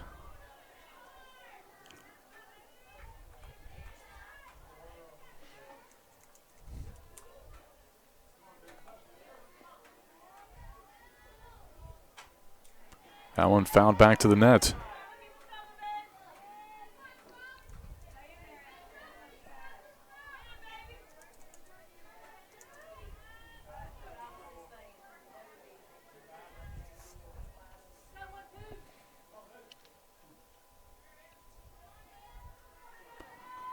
Two count here to Coleman. Popped up and gets out of play again.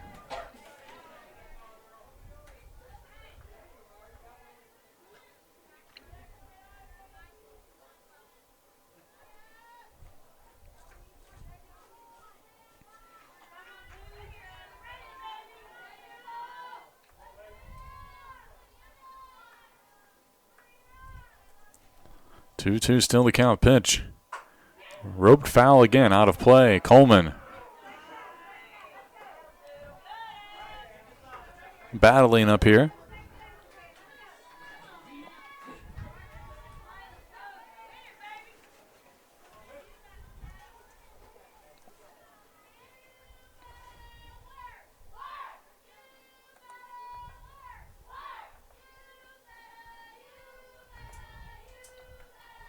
They'll do it again. 2-2 pitch.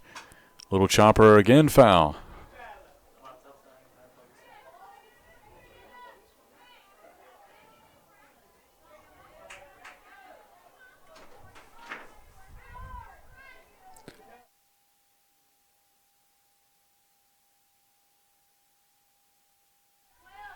So Coleman steps back in. 2-2 still the count. Fought off probably about 7 pitches, feels like. And just missed the inside corner, much to the dismay of the Randolph crowd and dugout. It was in on the knees.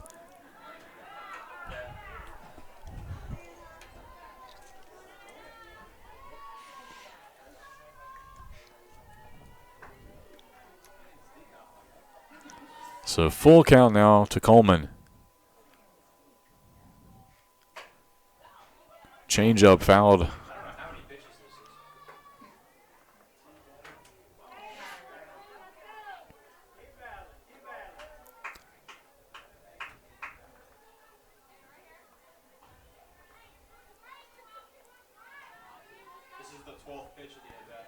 This is the 12th pitch of the at-bat here for Coleman. So 6 foul balls. This one hit out to shortstop. They'll concede the run, and actually Coleman's going to be safe. Foot came off the bag at first base by T. Davis on the high throw from shortstop from Knuckles.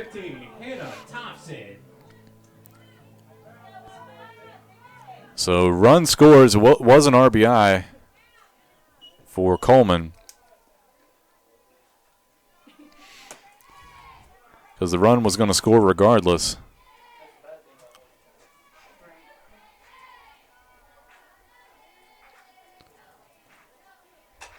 Thompson pops this one up over to Knuckles for out number 2.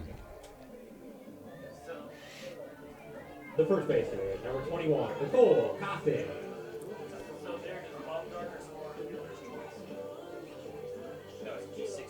So Nicole Coffin comes to the plate.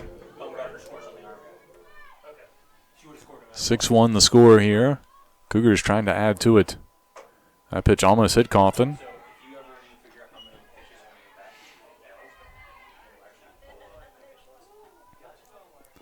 Averett trying to pull away here.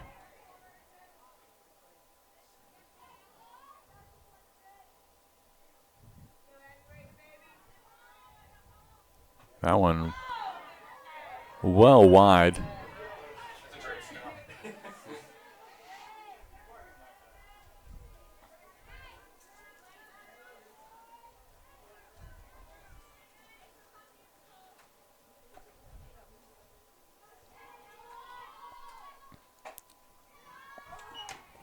That one misses as well. 3-0 the count to Coffin.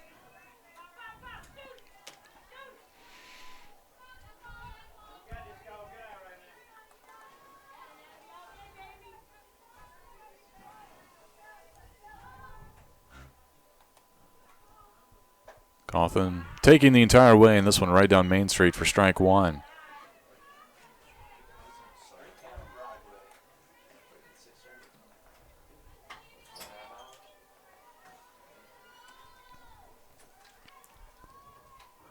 Three-one pitch. Coffin hits this into the gap in right center. That could be trouble, but caught on the run. What a great catch by Alyssa Francis to rob Nicole Coffin. I didn't think Francis was going to be able to get to it. She picked up speed those last 3 steps and runs it down.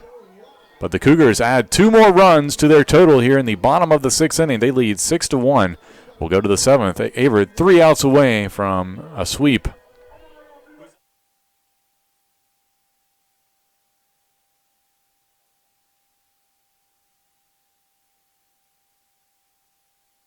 Being a student athlete at Averett University as well as a commuter, it has allowed me to meet so many more people and experience so many more things than I would have if I wouldn't have played softball here. It has also allowed me to make lifelong friendships that I'll cherish for the rest of my life.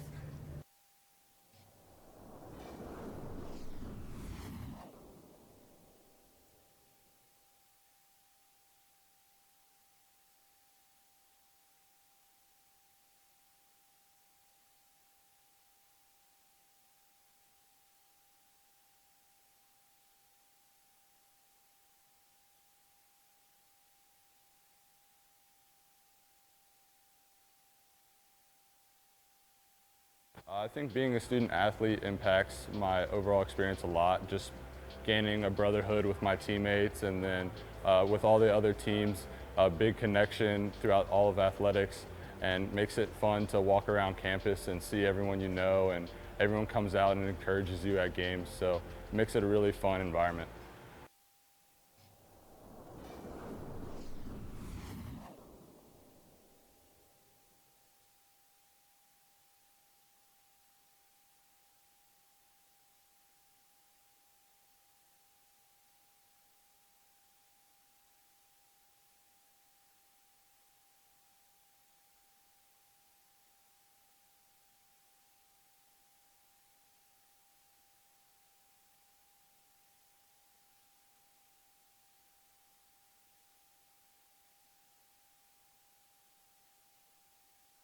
And welcome back. We go to the top of the 7th inning. Randolph trails Averett 6-1, and the Wildcats have the top of the lineup coming up here in their last chance.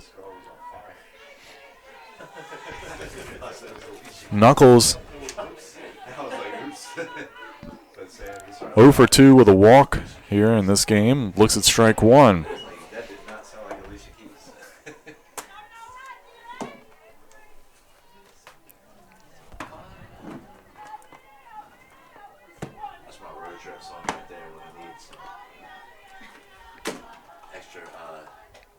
That pitch from Bailey finds the outside corner.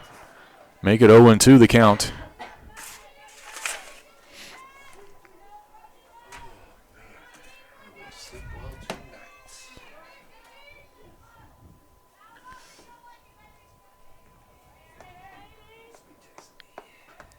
And a little chopper up the middle to Thompson at shortstop. She'll make the play for out number 1. The center fielder, number 7, Alyssa Francis.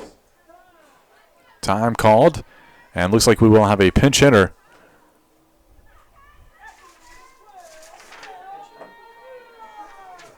Kaya Veneer, the first-year second baseman out of Newport News. Pitch hitting for the Wildcats, number 12, Kaya Veneer.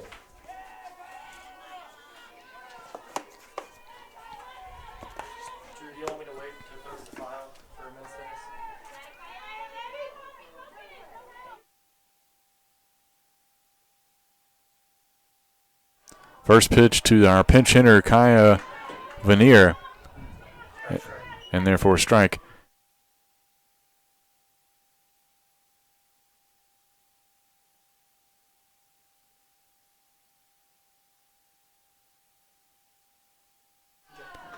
Oh, 1 pitch, chopped over to Aher, and she'll have to hurry. Barely gets a hold on it before firing it over to first for the out. 5-3 put out for those scoring at home for out number 2, and now it's down to Janai Sewer. Janai Sewer. So Sewer been nearly perfect today. Grounded out in her last at bat. First time she hasn't reached safely in either game. And she's the last hope here for the Wildcats. Looks at ball 1. Here from Taylor Bailey, trying to go the distance here, pick up the win, and prove to 3-1 on the year if she can.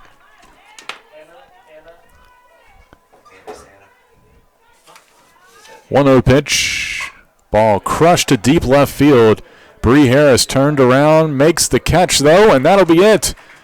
So the Cougars pick up a 6-1 victory and get the sweep over Randolph College here.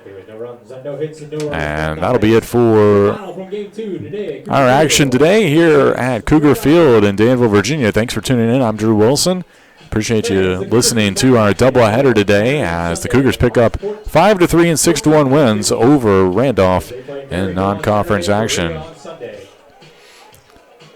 Cougars improved to 6-2 on the year. Randolph falls to 4-10. Averett back in action on Tuesday when the Cougars travel to Methodist for their conference opener. That'll be at 3 p.m. on Tuesday. For everybody here in the press box, thanks again for tuning in. We'll catch you next time on the Averett Sports Network.